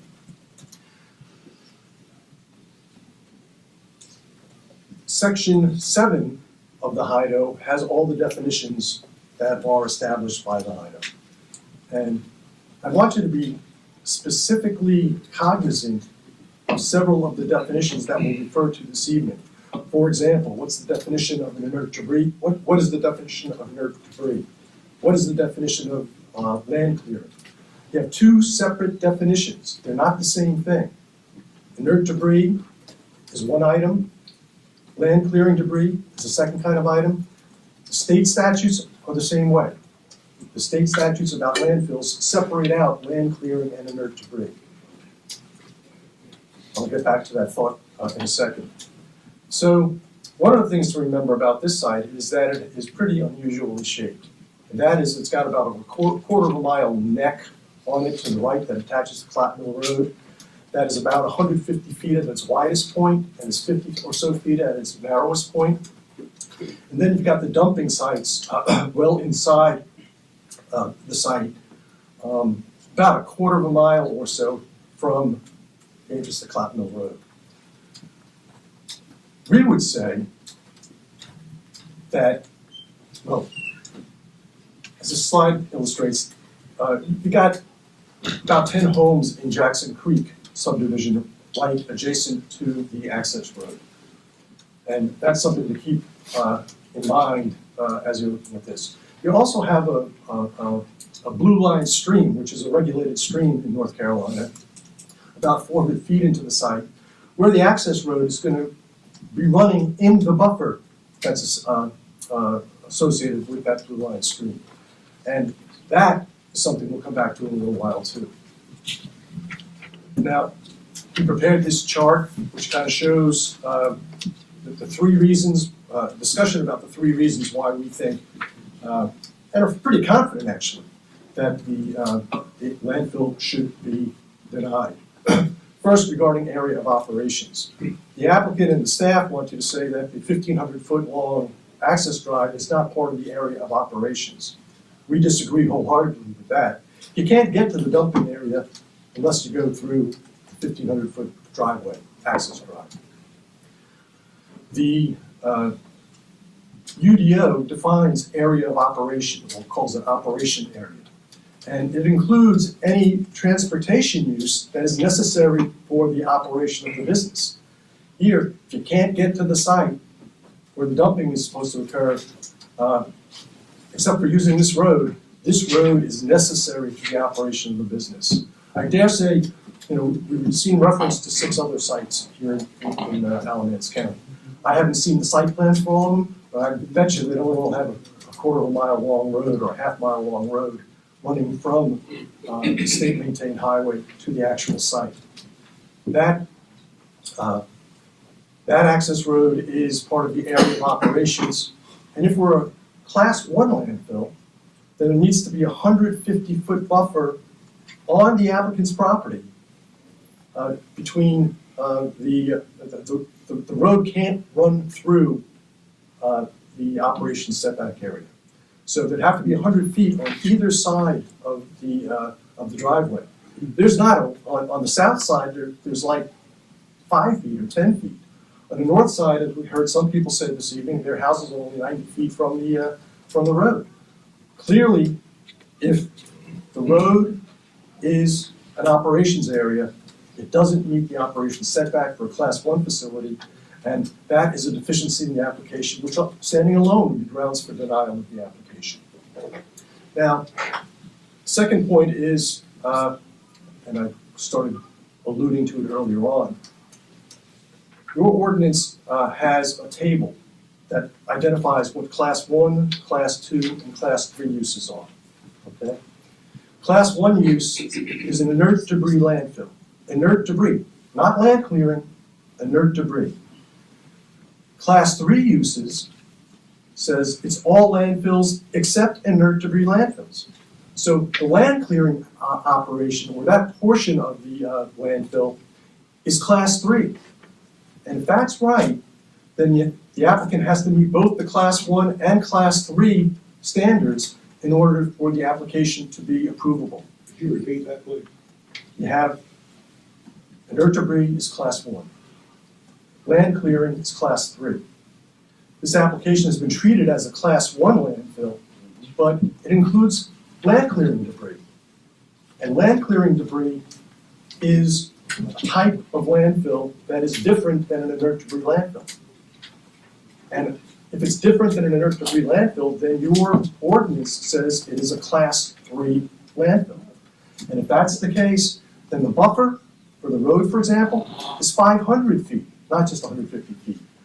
You also have a situation where you've got the land use spacing requirements. Now, residences are protected facilities under your ordinance. And if you're a class 3 landfill, then there can be no residence, no protected structure, no protected facility within 1,750 feet. That's a third of a mile. And you can tell just from looking at the applicant's application and the plans that there are houses, there are homes in Jacks Creek and across the street that are well within 1,750 feet of the landfill buffer. And it's got to be measured from the landfill property line. So, at 1,750 feet stretches even further distance than you might think. It's not just from the dumping site, it's from the boundary lines of the landfill. So that's reason enough to deny the application. And third, we've had some correspondence with Mr. Hoagland and Mr. Stevens about interpretations of the UDO. And one of the pieces of correspondence suggested to us, at least, that because class 3 landfill waste facilities are identified as class 3 landfills, and waste facilities are not defined, or that term waste facility is not defined in your HIDO. But there are 3 different kinds, let me find the slide, 4 different kinds of waste facilities that are identified, not defined, but identified in the, defined in your UDO. They're hazardous waste management facility, a solid waste disposal facility, solid waste management facility, and waste processing facility. I mean, how can you not determine that an LCID landfill is not a waste processing facility? It is a waste processing facility, and if it is, for that reason alone, it's a Class 3 landfill to which the Class 3 standards have to apply. So your UDO tells us, through its definitions, that whether it's a waste facility or whether it's a landfill, not inert debris, it's a Class 3 facility to which the Class 3 standards need to apply. Now let me go back a couple of slides here. Here, talking about the operation setback violation. In yellow, it's highlighted the access drive from on the right side, Platteville Road, going to the left, I guess that's to the west probably, towards the dumping site, which we call the dumping site. And you see all of those homes and all those setbacks or setbacks that are highlighted in that slide. All those properties are way closer than 150 feet to the road. There's no operation setback from the road. Talking about the stream buffer. Now there's a stream buffer that applies under your... Excuse me. When you say the road, are you talking about the quarter mile? I'm talking about the access drive, the yellow access drive. Okay, thank you. So you still have the yellow access drive. You've got a stream that's running through. Part of that access drive runs through the stream buffer. That is from the blue line stream. One of the provisions in the HIDO says that there has to be, I think it's 100-foot stream buffer for a Class 1. Maybe that's the same as for a Class 3. But in any event, you got the road right in the buffer. It's not respecting any buffer.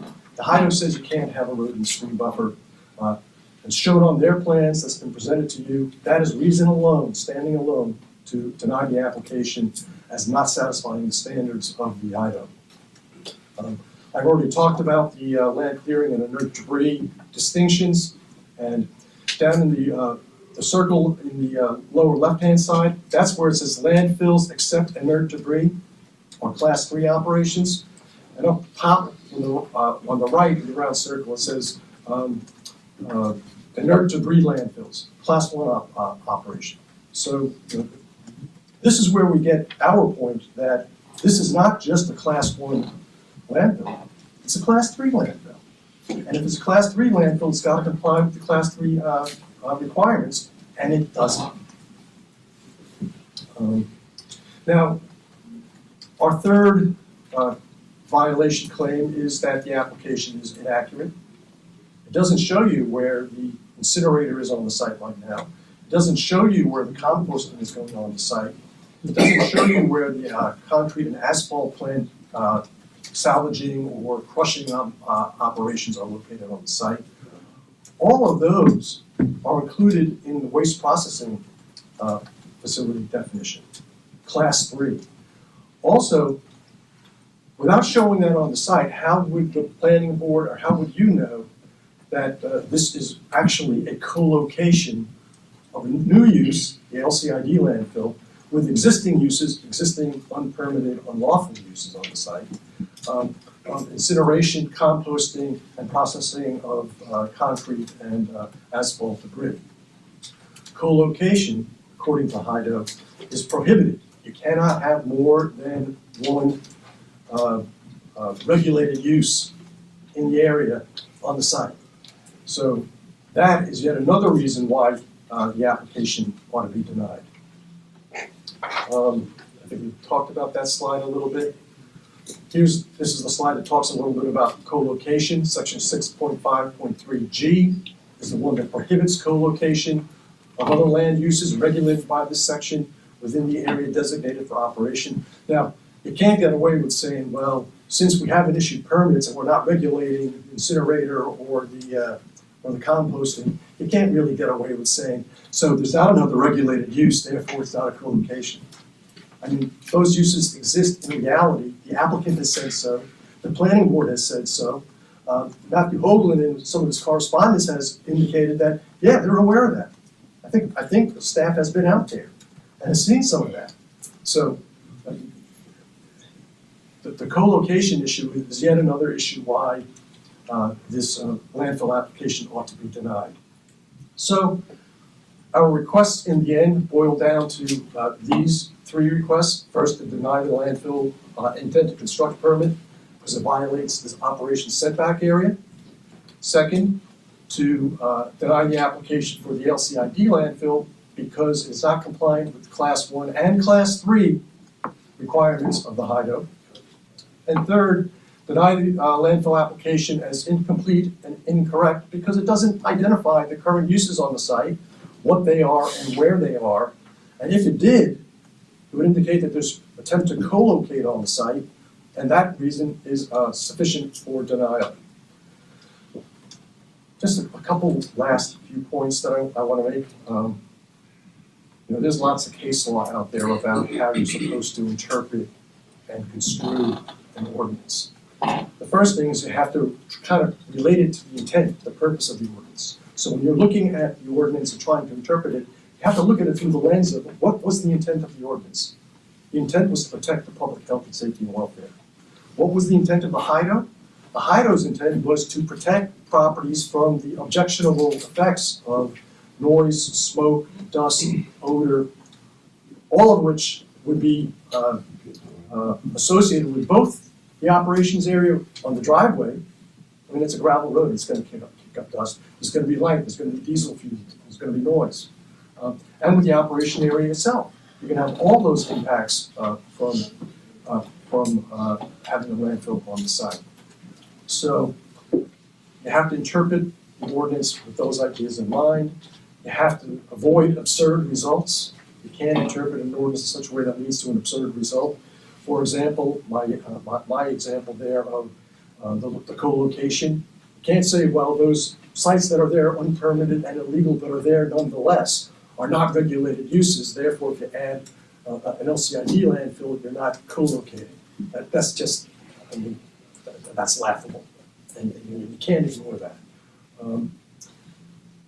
So the general rules of statutory construction, I think if you pay attention to those, and if you apply them, and if you read carefully the definitions in the HIDO and the definitions in section 7.1 of the UDO, you'll come to the conclusion, and I think it's an inescapable conclusion, that you should deny this application. And we would expect you to. And if you don't, that's not necessarily all she wrote. But please deny it on behalf of my clients. Thank you. And if you have any questions, of course, I'm here to try to answer. Don't be compelled to approve. Attorney Stevens, did you have any follow-up on any of that? No, I don't have any follow-up questions. I think Mr. Coons actually made a really good point that I'm going to key off of in trying to look at my role in this process. Council is here to argue for the merits of approval or not approving. I'm here to help guide the board as relates to the definitions or legal questions that might exist. I'm not here to tell you how you should vote. So in some ways I am kind of like a judge tonight in that I'm not taking a side in what's happening. I'm here to answer any neutral questions that I can, but I can't necessarily tell you what you should weight more heavily than anything else. I'm letting them make the arguments. I'm happy to kind of guide the board beyond that point. Anyone have any questions? Oh, I'm sorry. You haven't finished? I just had a few comments to follow up on because I always worry, like when you go into court and you hear an argument that you're going to hear something new that you hadn't thought of. But this is the same argument retreaded that we've heard multiple times in public comments. And And it boils down to that Alamance County just doesn't know what they're doing. That's what it boils down to. Because if you look at class 1 and you see inert debris landfills plainly written there, what they're trying to say to you is that is really a class 3. What you meant is that when you have a stump dump and you're putting debris in there, that when you put it in class 1, you didn't mean that. And when you wrote in class 3, specifically accepting it from class 3, you really meant to put it in a class 3. And that is fundamentally the argument, is that they think that all LCID landfills in Alamance County should be class 3 uses. The reality is that every single LCID landfill in Alamance County has been permitted as a class 1. We know it because my client's been through it before. And I can tell you that the first time he came through it, he didn't need a lawyer and an engineer showing up at the hearing. He submitted a site plan, and it got approved in a 15-minute hearing.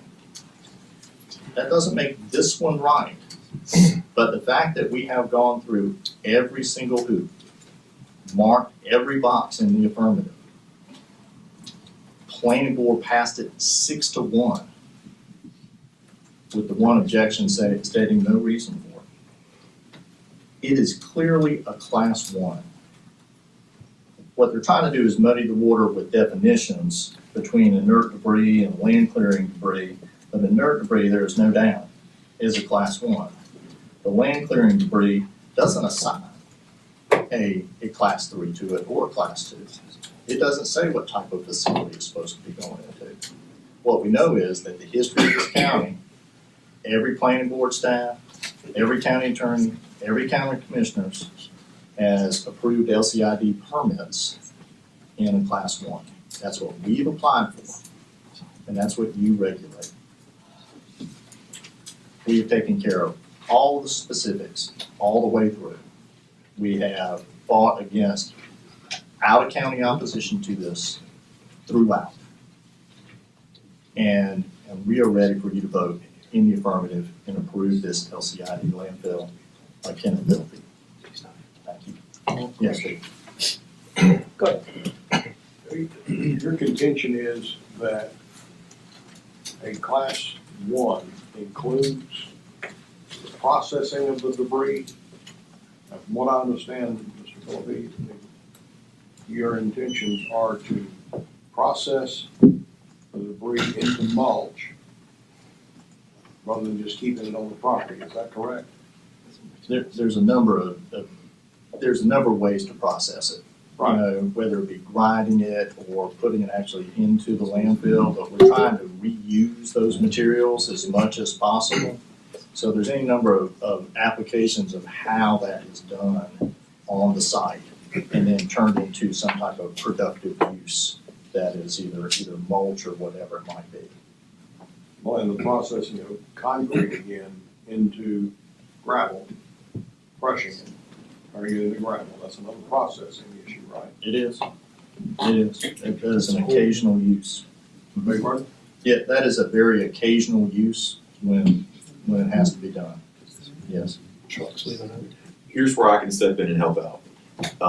The planning board the planning department's interpretation of our UDO at this point is that our HIDO does not regulate the turning of vegetative materials into mulch, period.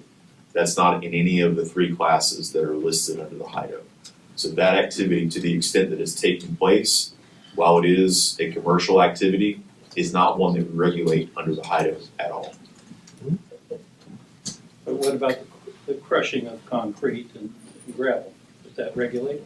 It is not regulated under the HIDO. I guess that's the point that we try to keep making, is that there are a limited set of items that the county's ordinance addresses. Everything else is regulated at the state or federal level, and of course, we still have to comply with all those, and compliance with state and federal regulation is a condition of the Alamance County permit as well. What about the incinerator? Is that regulated at what end, at what level? Yeah, our contention is that it's not regulated as a class use under the HIDO. It's a class one. It's not regulated as any of the three At all? classes. It's One not. or three. It's just fire. Setbacks. Nobody's asking about I think setbacks. it's a couple more questions. The setbacks are what concerns me, and I'd like to hear again from the planning director, just for a little bit on it too. There were 90-foot setbacks that were required and 150-foot buffer, and then finally the land use spacing at 1,700 feet. At least at the minimum, my concern is that there's a setback away from houses that is regulated, homes. So apparently there's a proximity of less than 90 feet. And that's not regulated anywhere? This is why I'm asking, what was the consideration from the planning director? Very well. So, with regards to the road, the internal roadway being set back from Yeah, it's a property lines? roadway. My understanding is that the requirement is that it be adjacent to a public highway, freeway, right? And that's a quarter mile, what we've identified. And so the setbacks seem to be appropriate from that area of operation. And apparently, if there's houses within 90 feet of that, there's a problem. So my understanding from their point on that, they're looking at 6.5.3E of the ordinance, which deals with operation setbacks. And there's a line in there that says no area of operations or internal roadways may be located within the operation setback area. When we looked at the term internal roadways, we interpreted that to be a road that may come in and then run around the circumference or the outside portions of the property in that area that's supposed to be designated as the buffer, as the setback. We don't interpret that as a necessary roadway that you would have to use to access the property.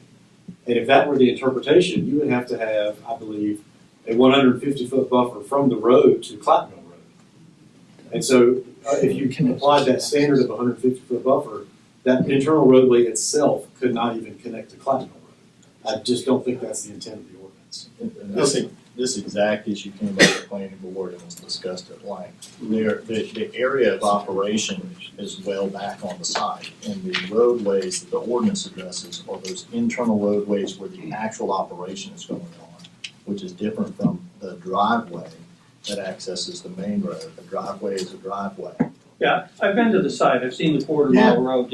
My concern is from the quarter mile road and the stream that passes through it, as you mentioned today. Those have been considered by the planning department as not being, as having sufficient buffer from the road, the operations road itself. We look at the buffer around the area of operations as that 150-foot buffer around the area where the future landfill activities will take place. And not the operation road. There's no houses within 90 or 100 feet with the different requirements that are adjacent to that operating road. I think that it sounds to me like that road is operating with a lot of trucks going by there on a daily basis.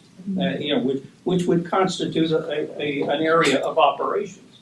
And I'm questioning whether the buffer is sufficient, whether you consider the buffer to be sufficient from that road or not.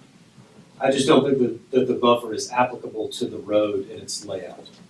I think that the internal roadway is necessary to access the area of operations. It would be. If we interpreted the ordinance that way, then you could basically never have an internal roadway access an area of operations, because you would always have to maintain a 150-foot buffer from the state road that provides access to the property in the first place. Well, they're trying to create a definition that eliminates LCID landfills, period.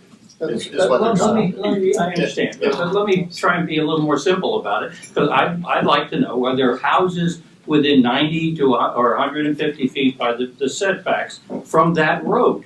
And I think it's a reasonable question, not just from the site area, event area itself, but from that operational private road. That seems to me to be part the operation, did you consider whether there's houses adjacent or in proximity to that road? Well, yeah, we were aware of the neighboring properties. We just don't think that the operation setback applies to that internal roadway.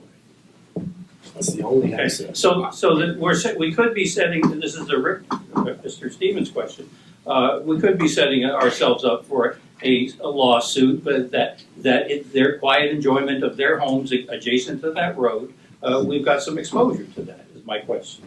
I think that's a matter of interpretation for this board to take into consideration and decide what you want that to mean.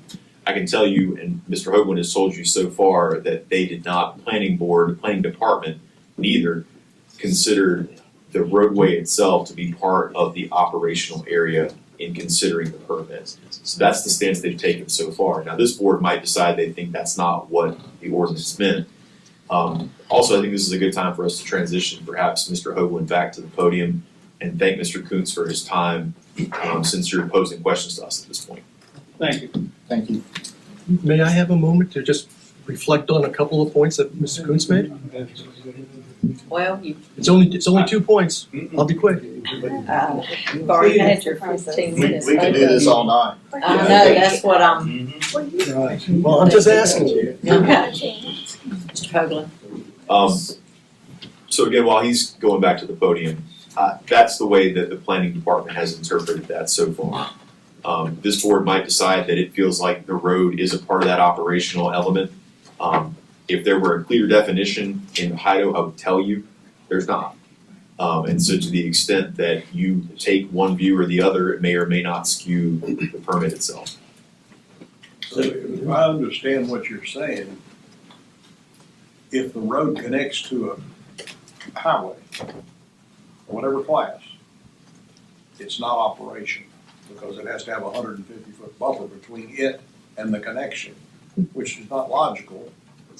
What Mr. Hoagland is telling you is that if we interpret that roadway always to require a buffer, there's effectively no way that you could have any sort of driveway with effective spacing.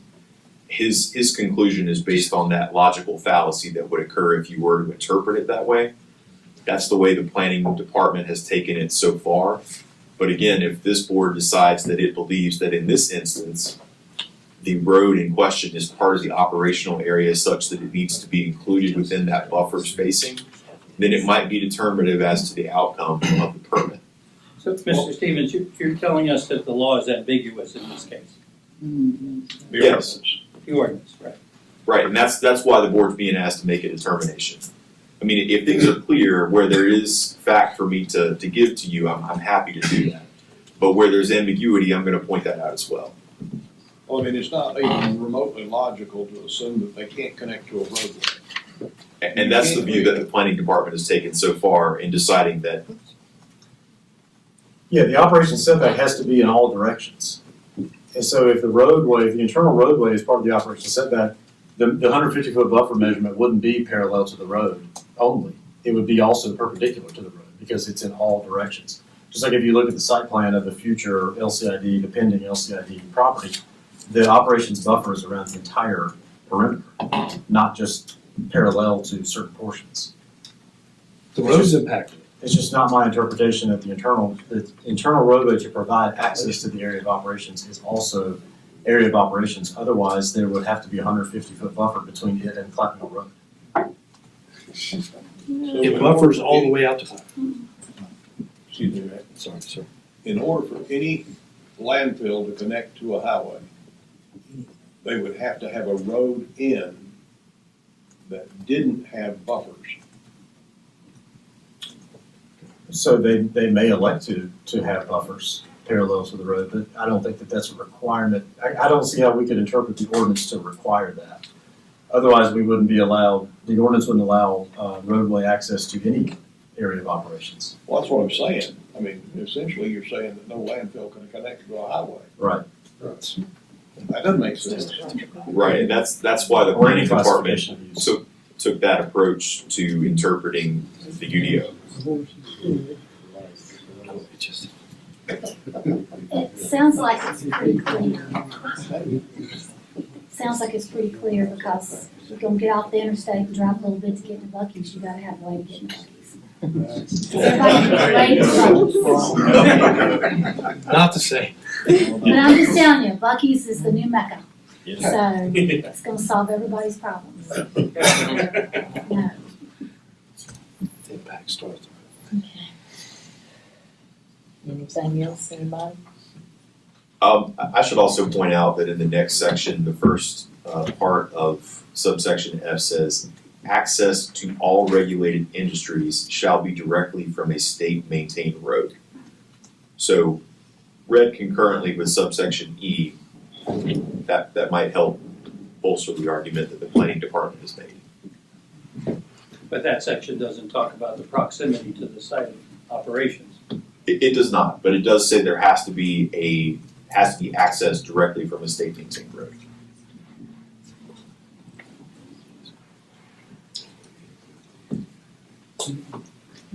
Council, anything else? I already said it. Our highway really needs some work. We're working on it.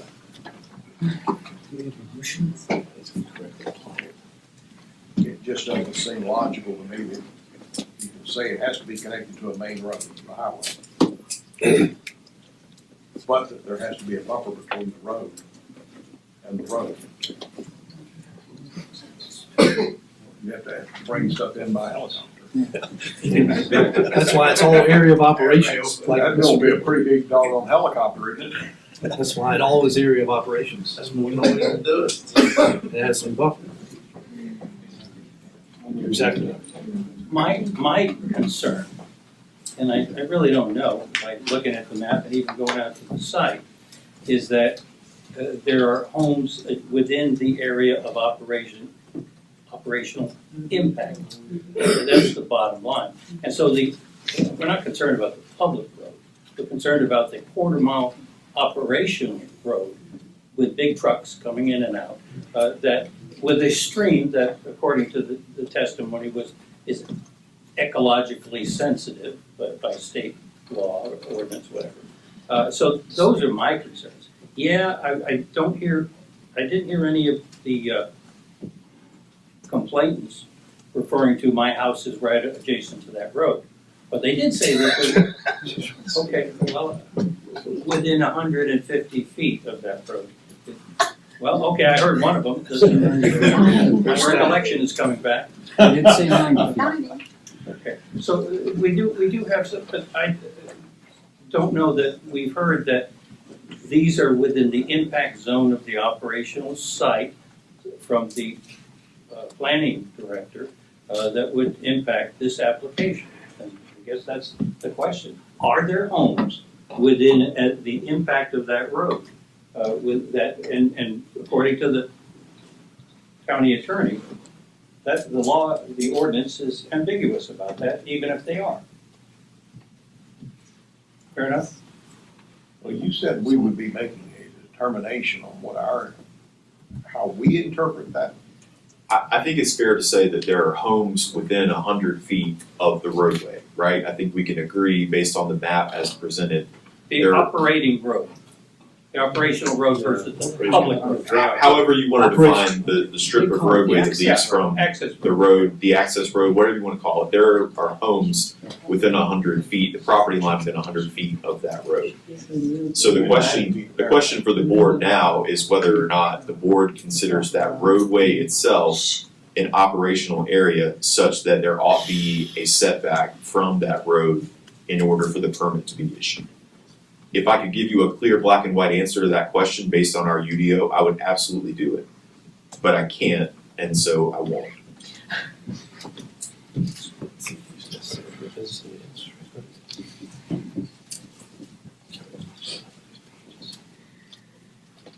I'm a lot of questions.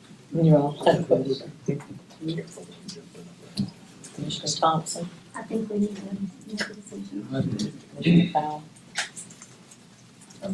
You ready? I'll accept a motion on approving the permit for the Philippi landfill. LCID landfill. Sir? Or to deny. Or to deny. But the, motion has to go one way or the other, right? Yes, sir. I'll make a motion that we approve it. I'll second. All those in favor? We have a motion and a second. Say aye. Aye. And all opposed? No. Okay. On to the next, thank you very much. Thank you for doing the right thing. Very happy about it. Alamance County Rescue Unit, past, present, future. You have 12 You minutes. said no, right?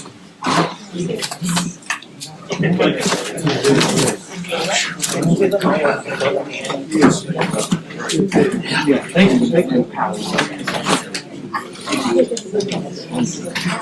You're right, it's an operation road. There's a court of law.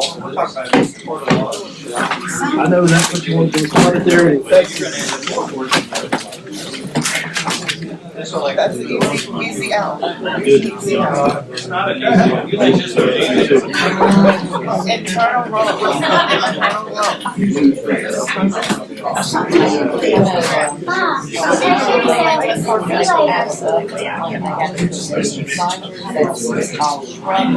Okay, we're still in meeting. And the road they access. That's last time. That's the decision. When does a full think about it? Chairman Allen, we're still in, a place is not a good choice for a landfill. Because it's dangerous. Subjective. Because of the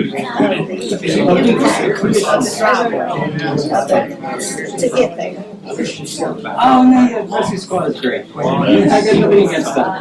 So then the fact that you're supposed to protect the people around it, there's not another landfill that has 200 around it that could. Do you want to take a break or? Okay, cool. As soon as I start your time, Okay. Well, let's hope not, there's one. Okay, we'll take a 5-minute recess. Carter? Sorry. Yes, sir.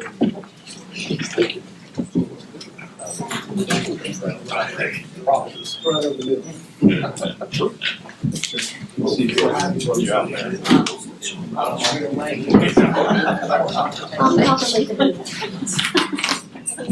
I got you. I did. Oh, okay. Okay, we are back in session. The next item is the Alamance County Rescue Unit, past, present, future. Good evening, Commissioners, County Manager. My name is Chris Mauney. I'm the Chief of Alamance County Rescue Unit, and I'm not here to talk about landfills, so. I said, thank God.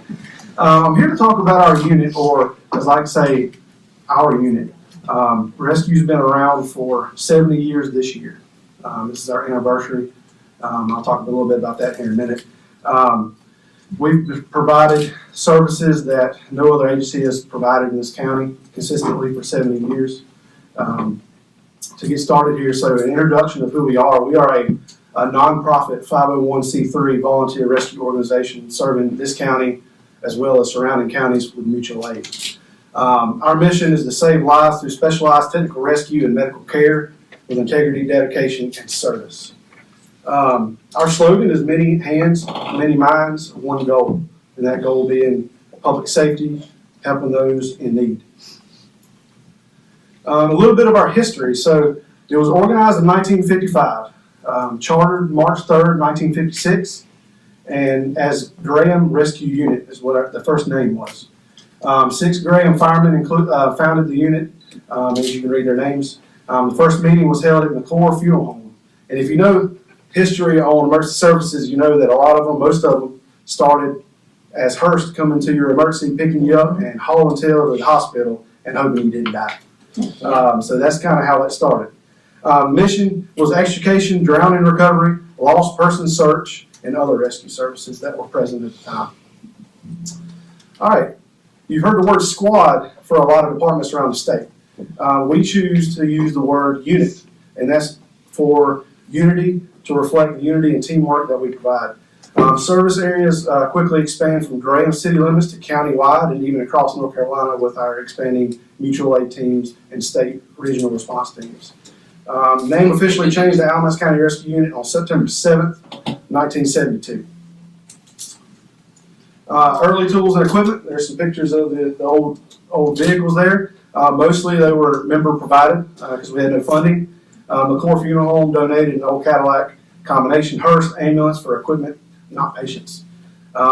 Simpson's Jeep painted and lettered for rescue, so that was a personal Jeep that was donated. Old military trucks, later added homemade tools, leaf spring cutters, as you can imagine, large can openers, and drag devices that we actually still have today that we use in the dragging operations in the lakes and rivers. First headquarters, if you're familiar with Graham, McCaden Street, the old building there, if you notice the 3 glass pieces that are there now, those used to be truck bays. We've converted that now into offices since we have built another building back in the 90s. The 70th anniversary is coming up, like I said, May 2nd, so for a little advertisement here, anybody that's free May 2nd, come by our rescue building. We're going to have demonstrations set up, equipment displays, come get you a hot dog if you eat hot dog, that kind of thing. So come celebrate with us. It's from 10 to 3 that day, so come check us out. Current organization, we are 70 active members, active volunteers, including senior members and junior members. You can start volunteering at age 14, and we're starting to build our junior base. We have 4 or 5 of them now, and it's constantly growing with interest from the school systems and surrounding areas. Leadership, chief, officers, and board of directors. 2 facilities in Graham, which we call our base 1 and base 2, and we have a third at the Mount Herman community area near Camford Sawmill. Our fleet as follows: Rescue 1, which some of the commissioners are very familiar with, helping us obtain that truck a few years ago, Commissioner Carter. Rescue 2 is our old truck that Rescue 1 replaced, but it is second out. So when Rescue 1 is in shop, Rescue 2 takes its place as a front out vehicle. We have other quick response vehicles, water rescue vehicles. We have an ambulance that we use to back up the county when they run out of ambulances, which is every day. Rescue 9 is a chief's vehicle, quick response vehicle, and we have 11 watercraft, and those vary from inflatable boats that we can paddle the river, or you can't get a motorized boat. We have motorized rafts as well for swift water, as exemplified last year with Hurricane or Tropical Storm Chantel. Collapse, trench rescue, dive recovery, and we have a UTV trailer. So heavy rescue, vehicle rescue, and agricultural rescue. We have all the tools for the trades for those to get folks out of vehicles and machinery. We do that on the daily. Trench, collapse, and confined space training as well, and certified. We provide those. We sent 27 people through a trench course 3 years ago. And that allowed us to be certified with the state to be a response team for trench. Dive rescue and recovery. I have some of my dive team members here tonight, actually. We just utilized the dive team and the swiftwater team as early as 4/12 when we helped assist the sheriff's department with a suspicious object in a river that they cannot access. So that was used then. A large vehicle rescue, a concrete truck was used. We did a rescue as early as 3/25. We did a search as early as 4/3, and a rehab request, EMS request for fire department rehab as early as 4/15. So very recently and very common. Swiftwater rescue, as I mentioned earlier, Chantel came through last year, and we had over 60 calls of service in that 12 to 14 hour period, not counting the ones that happened 12, 24 hours later for recoveries. How many outside units did you call in on that? Did we have to get some help? So with the help of EM and Chris Saul with emergency management, when things like that, it was very isolated, this county, if you studied that scenario. We had it the worst. It's almost like the storm stalled over top of us. We had Greensboro come in. We had Eden Rescue come in and several others from the west. And South Orange tried to come up. We actually got requested to go help Chatham County because they had flooding as well. And I had to tell CCOM, hey, we got our own issues right now. We can't go out of county. So it was a busy night for sure. Wilderness search and rescue, canine search and rescue. We have 2 dogs that are cadaver dogs that can smell through water to detect bodies, things like that. Wilderness search and rescue teams that we have a lot of natural areas, fortunately, in this county. The Cane Creek Reservoir, they just added, many more acres. And we actually had a lady that had fallen not long ago, about a month ago, and was stuck at the top of a trail there we had to go get. So very plausible for these things to happen. Technical rope rescue. We train on rope all the time because it's something that can be involved in every rescue discipline. If you're doing water rescue, you're going to be using ropes. If you're using a high angle rescue, you're using ropes. A vehicle rescue, sometimes you're using ropes. With the new Cane Creek Tower that we have in southern part of the county, cell towers, water towers, and some of the just different elevations that we encounter in this county, we want to be well versed in that. Ambulance backup for the county and EMS. We also do rehab and standbys for Elon football. If you're not aware, if you have a organized sports game like the size of a football game, you have to have an ambulance standing by, and the county can't always provide that because they're so busy. So that's where we step in and help. We're talking about the high angle, we also do silos, don't you? Rain Yeah, tower? agricultural rescue, absolutely. So that's kind of one of those cross trainings where it's agricultural and high. Yeah.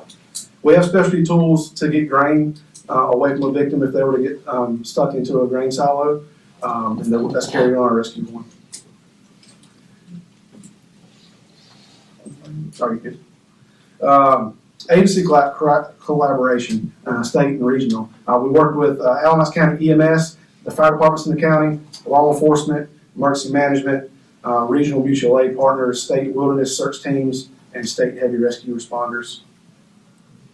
Training and certifications, we are certified to NFPA standard 106 or 1006 and NFPA 2500, which regulates all of this stuff that we teach. Myself and a couple others are instructors, so the things we teach our folks come from these pieces of literature. FEMA, USAR, aligned operations, monthly drills. We train every Wednesday night. First Wednesday of the month is a business meeting, and the rest are training hands-on. Sometimes on the weekend. My dive guys, they love to take an extra day on the weekend and do the diving and go different places and get the experience doing that. Calls and incidents. So on average, annually call volumes average about 1,000 per year. Types would be motor vehicle collisions, water rescues, missing persons, storm flood response, technical rescues, EMS standbys, and notable past flooding. Community involvement. We have fundraisers to help fundraise for money. Boston Butt Sale, that maybe some of y'all in here maybe bought one from us. We do a golf tournament, which is coming up also in May. And we do a picture project, which is, donation letters is sent out, and if you want to come get your family's picture taken, you can come do that for the donation. Safety education, demonstrations, school visits. We do a lot with prom promises, especially this time of year. Leadership of Alamance, which there's, if y'all are familiar with that, over at the Bravo Training Center, and those type things. Awards and recognition. So we compete every year in the North Carolina Association of Rescue and EMS's competition, and we have won first place the last 3 years. Awesome. 4 years, Okay. sorry. So we stay busy and we train so that we know what we're doing when the time comes. Currently, the county provides us $125,000 a year. As you all know from last year, we came and tried to make sure we ensured that we had that funding because how important our organization is to the county. That allows for paid staff 12 hours a day, 7 days a week. Any capital expenditures, vehicles, building maintenance, so forth and so on. Remainder of the funding varies and is unknown per year based on donations, fundraisers, and grants. With increasing call volume each year, considerable need for 24-hour paid day base staffing and enhanced response times. If we had 24 hours a day coverage, we could have somebody sleeping 20 feet from the truck and then get it out the door just that much quicker. Enhanced training and response capabilities through classes, equipment, and going from BLS to ALS. And we're in that process now so that when we roll our ambulance out, we can start providing more paramedic or paramedicine level versus EMT level. Fortunately, a lot of our volunteers are paramedics as well. Increase in funding compared to other county emergency service organizations who provide different services, fire, EMS, law enforcement, established of a county-wide service district to provide reliable, sustainable funding from North Carolina General Statute 153A-310. An example of that would be a quarter cent would cost the median household $7 per year, a cup of coffee, to allow us to have a tax base. I hold before me, looking at the tax valuations for all your fire departments, a quarter cent would put rescue almost slap dead in the middle of all of your fire department's tax revenues. This would be a countywide tax, not just a district, so it would put us in line with all the other departments.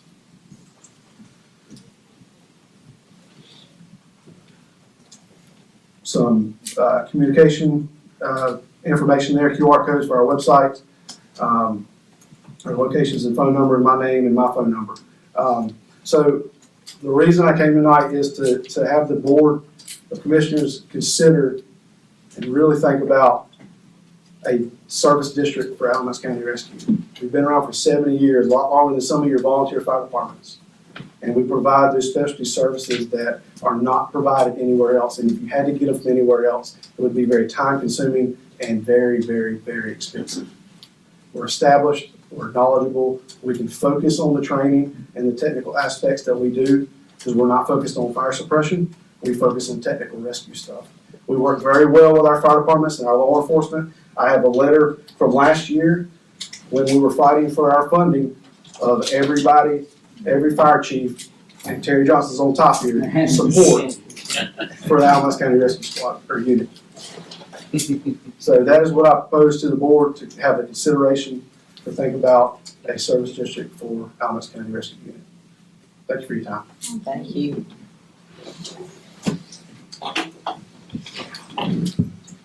Come see us May 2nd. Okay, so now we have the county attorney's report, Nothing for me tonight, board. Thank you.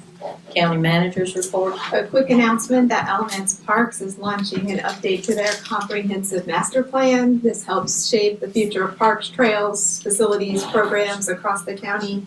They're gonna be administering some community surveys, holding public meetings, and creating some stakeholder discussions. They are setting up stakeholder meetings with the county commissioners as part of this process, so stay tuned for an invitation to engage in that as well. That's all. Thank you. Okay. Mr. Priola. I'll be briefer. I think we have good reasons to focus on the land planning as we move forward. I'm firmly against zoning per se. I don't think we need a whole level of bureaucracy to accomplish what could be done via ordinance. But I do think it's time to seriously consider and move expeditiously to address some of the problems we have with development in a comprehensive fashion. So I'm looking forward to doing that, at conversation with the county attorney about the possibilities. I think we can find something where the Venn diagrams will all intersect and we can all agree on some regulation moving forward. Thank you. Commissioner Coleman. I agree. Totally. I know our constituents have come overwhelmingly opposed to zoning. We hear pockets of interest in zoning when an issue comes up, such as what we've dealt with tonight. Obviously, that was a difficult issue on all of us, for all of us to deal with. It's much more difficult for the people who live in the surrounding areas to it. So, I hope we can come up with some ideas concurrent with our ordinances to address some of the problems we've got going forward. As I made a comment earlier, Mr. Hoagland, our planning director, is in the process of trying to update Idaho and Udo right now to get them in line with proper descriptions and definitions and get the proper things done to get us where we're protecting our citizens as much as we can. And I was asked earlier today about a possible Facebook post concerning the sheriff's office that said the sheriff had conducted no active shooter drills with our schools. Sheriff, I understand that's not correct. Can you? That is not correct. We've been doing that since 2015, and we have continuously done it when they were out of school. We also, one of our officers developed a plan, a colored plan, which is color will go on a building. We have trained our officers, you know, if a call comes in the past, you had 4 or 5 departments flying in, nobody knowing where who was. Now we have a plan developed. All the city agencies have signed on, including the fire departments. So, and it will be on their computers, what the building, the color code on the building, where it's at, where the officers will know where to go immediately without running through like a bunch of wild apes. Right. So we're very concerned about that, and we have been doing active shooter tryouts and stuff since 2015. I know nobody wants a situation such as what we had, I believe, in Texas. No, we don't want that. Where people were standing around waiting for directions while people were getting killed. Yes, sir. We don't want that to happen. So I appreciate that. Thank you. Thank you, sir. That's all I have. Commissioner, Powell? I'd like to say, I think we've talked about these other issues enough, but the county rescue, I just think they're doing a wonderful job. And we support them, the county gives them money.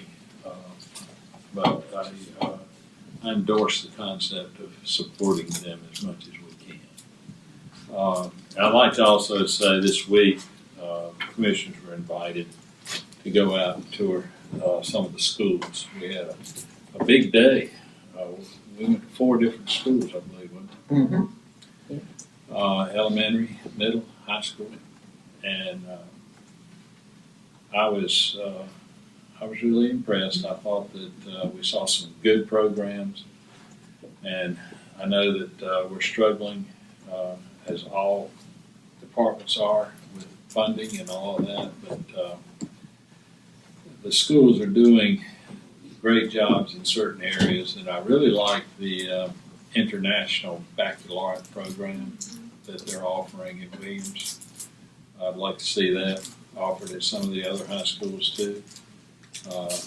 But a wonderful program, and the students that come out of that are doing really well. But I think there's a lot of good things going on with the school system, and I just wanted to mention that. Thank you. Commissioner? To tag you, we were at Graham High School and we saw the fire academy and how fast they could put on all their stuff. You could just tell they were fired up, and so many of those young people were from schools all over our district, just like the baccalaureate program. They raised their hand, even one was out of county. I mean, it's amazing what you can do when you commit to something like that.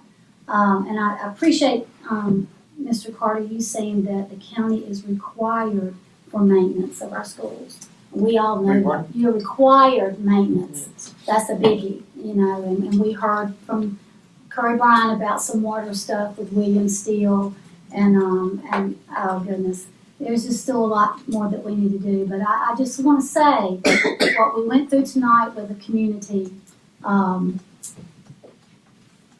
felt like they didn't, it was already decided based on what we have in place now. And that's going to be, we're going to be right here again when all the folks down in Saxby Hall come up here concerning Morrow Mill.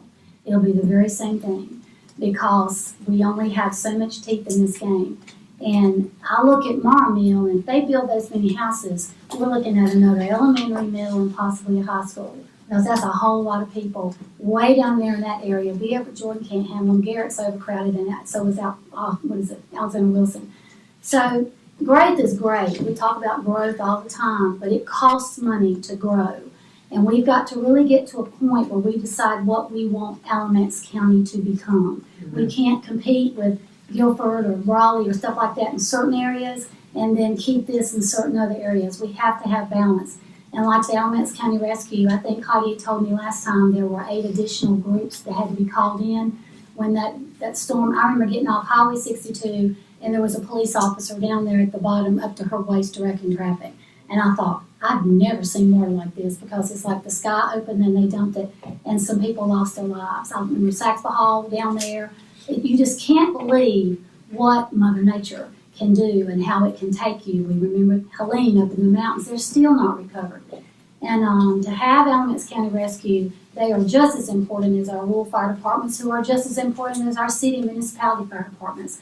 My mother talks about, I have a fire tax. I thought, that's right, because you're right up the road from Eli Whitney, and they're there in 5 minutes every time Dad's had a heart attack or something with you. And they are highly trained, and they're all over the county to make sure she doesn't have to wait on Graham to get there, because Graham may be somewhere else, and out of county may be somewhere else. The school bus accident with the kids, thank goodness we had outside counties, but they probably also were going to other places.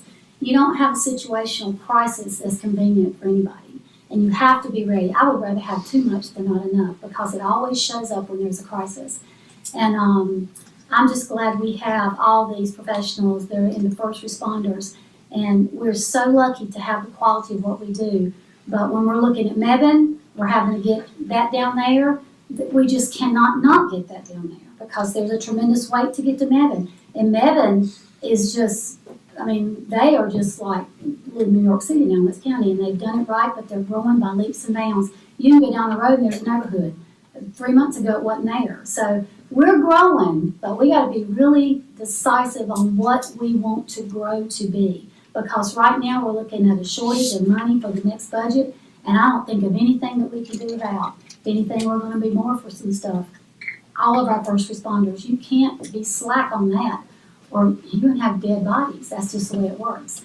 And the school shooters, I'm glad to hear that. It's been going on for a long time. I was on the board, we pushed for that. You can never be too safe with your schools. You cannot replace a child once they're gone.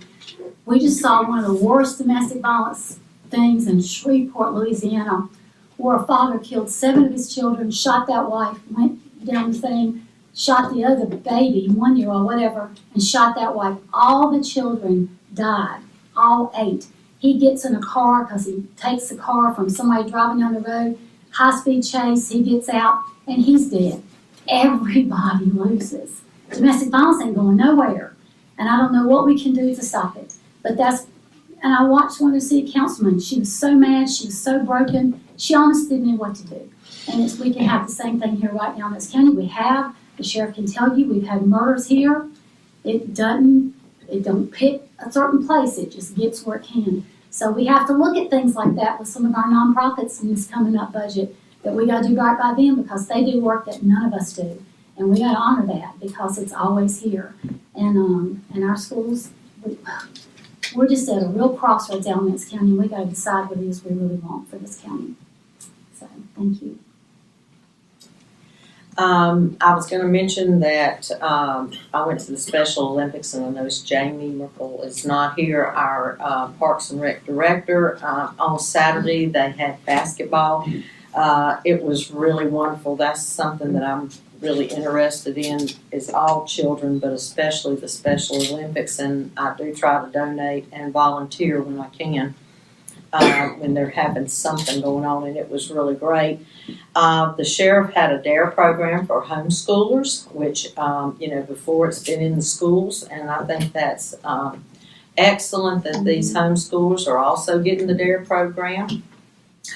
When I toured the schools with 3 of our commissioners, I really was impressed with the trades that they're teaching them, safety. It's not just, and I even asked, I said, how many here are junior firefighters? And every one of them in that class is a junior firefighter, where they've already started volunteering with they are local in their area fire department, which is great. And they had welding, which, I knew the Miller welders, and because my husband welded some, that wasn't his job, he just welded. And so that was great too, because a lot of kids are not set to go to four-year college, sit in an office, sit in a desk all the day long. And so plus we need the firefighters and the people that are plumbers and electricians. They are very special and very much needed. One thing we were talking about our, Hido and all, we always had a buffer of either fencing or trees, which might be something we need to look into, that actually, it was enough with shrubbery, trees, or a high fence to block neighbors when you're getting to the property or away from the property. And one thing I'd like to bring up is we are a manager board, and proper protocol is that we go through Heidi. Manager York. When we have an issue or a problem or something we need to ask another employee, we are supposed to either email or call her and let her get in touch with the employee. Several things have come up, like they were sick, they were on vacation, they were at a wedding, and they were called, and they were off on their own time. And of course, if she's off, then Brian or, Sherry Hooks carries for her. So, and then the employee has to turn around and call her and say, I've had this request. So really, for everything, you should go through her. And she's, 24/7. We're all 24/7. But our other employees are not. And unless it's something that is an emergency or extremely important, and you still should go through Manager York for it, try not to call, on an employee's time off, their weekend, their holidays, after set schedule for them working. In the first place, that is the proper protocol to go through her. And also, I think it appears disrespectful not to go through her with any kind of request or anything that you have. And I just wanted to bring that up again. And I did want to say that I'm a big supporter of the Alamance County Rescue, and I try to donate when I can to them. And they do an excellent job, and I don't know what we would have done without you July 6th. Madam Chair, Mhm. well, I'll make a couple of quick extra comments, please. Notes. No, I'll make them quick. You do promise. First of all, the rescue squad, I failed to say something about that in my comments. As you guys well know, I supported you back when I first ran in 2018. And at that point in time, that crash truck that you had then was over 20 years old, as I recall, right? Yes. That's another part of what we try to do as county commissioners, is make sure we have the assets in the county to support our citizens when things come up that they need help with. A 20-year-old crash truck, we don't even allow the sheriff to run cars that are even approximating 20 years of age. And then lastly, as has been indicated here tonight, we're on the hook 24/7. Our county manager's on the hook 24/7. We get calls all the time.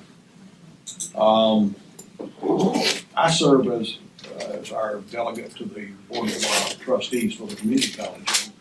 We had a really wonderful planning session last Friday, which coincidentally was when everybody else was getting a chance to tour schools. We can't be in two places at one time. So we're not always going to all be able to be at any one event. And there are some events which it's not even appropriate for more than two of us to be there. So, thank you. Okay, I'll accept a motion to adjourn. So moved. Second. All those in favor? Aye.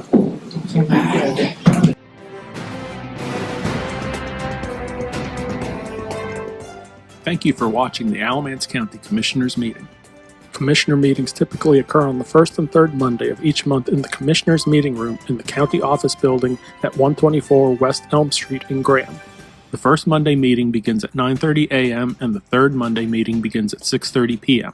Changes to the meeting schedule will be posted on the county website at alancecountync.gov. This meeting will be broadcast on LocalGov TV. Please go to www.localgovtvnc.com for more information about their schedule and to see more videos produced by your local governments. You can also access this meeting through our YouTube channel at www.youtube.com/Alamance County NC or by clicking the YouTube link on the county website. Technical questions regarding this broadcast or production may be sent to our county webmaster via email at webmaster@alamancecountync.gov. This address is for technical questions only. Comments and questions about the content of this meeting may be made to the commissioners themselves. You can find their contact information at the Alamance County website at commissioners.alamancecountync.gov. There, you can learn more about the commissioners' duties, read minutes and agendas of commissioner meetings, and find other information about the county commissioners. You can also send mail correspondence to County Commissioners, 124 West Elm Street, Graham, North Carolina, 27253. Again, thank you for watching the Alamance County Commissioners Meeting. Thanks for tuning in. If you're watching on YouTube, be sure to hit the subscribe button to stay up to date on all of our latest video content. If you're watching on LocalGov TV, be sure to visit their website to see all of the content made for you by your local governments.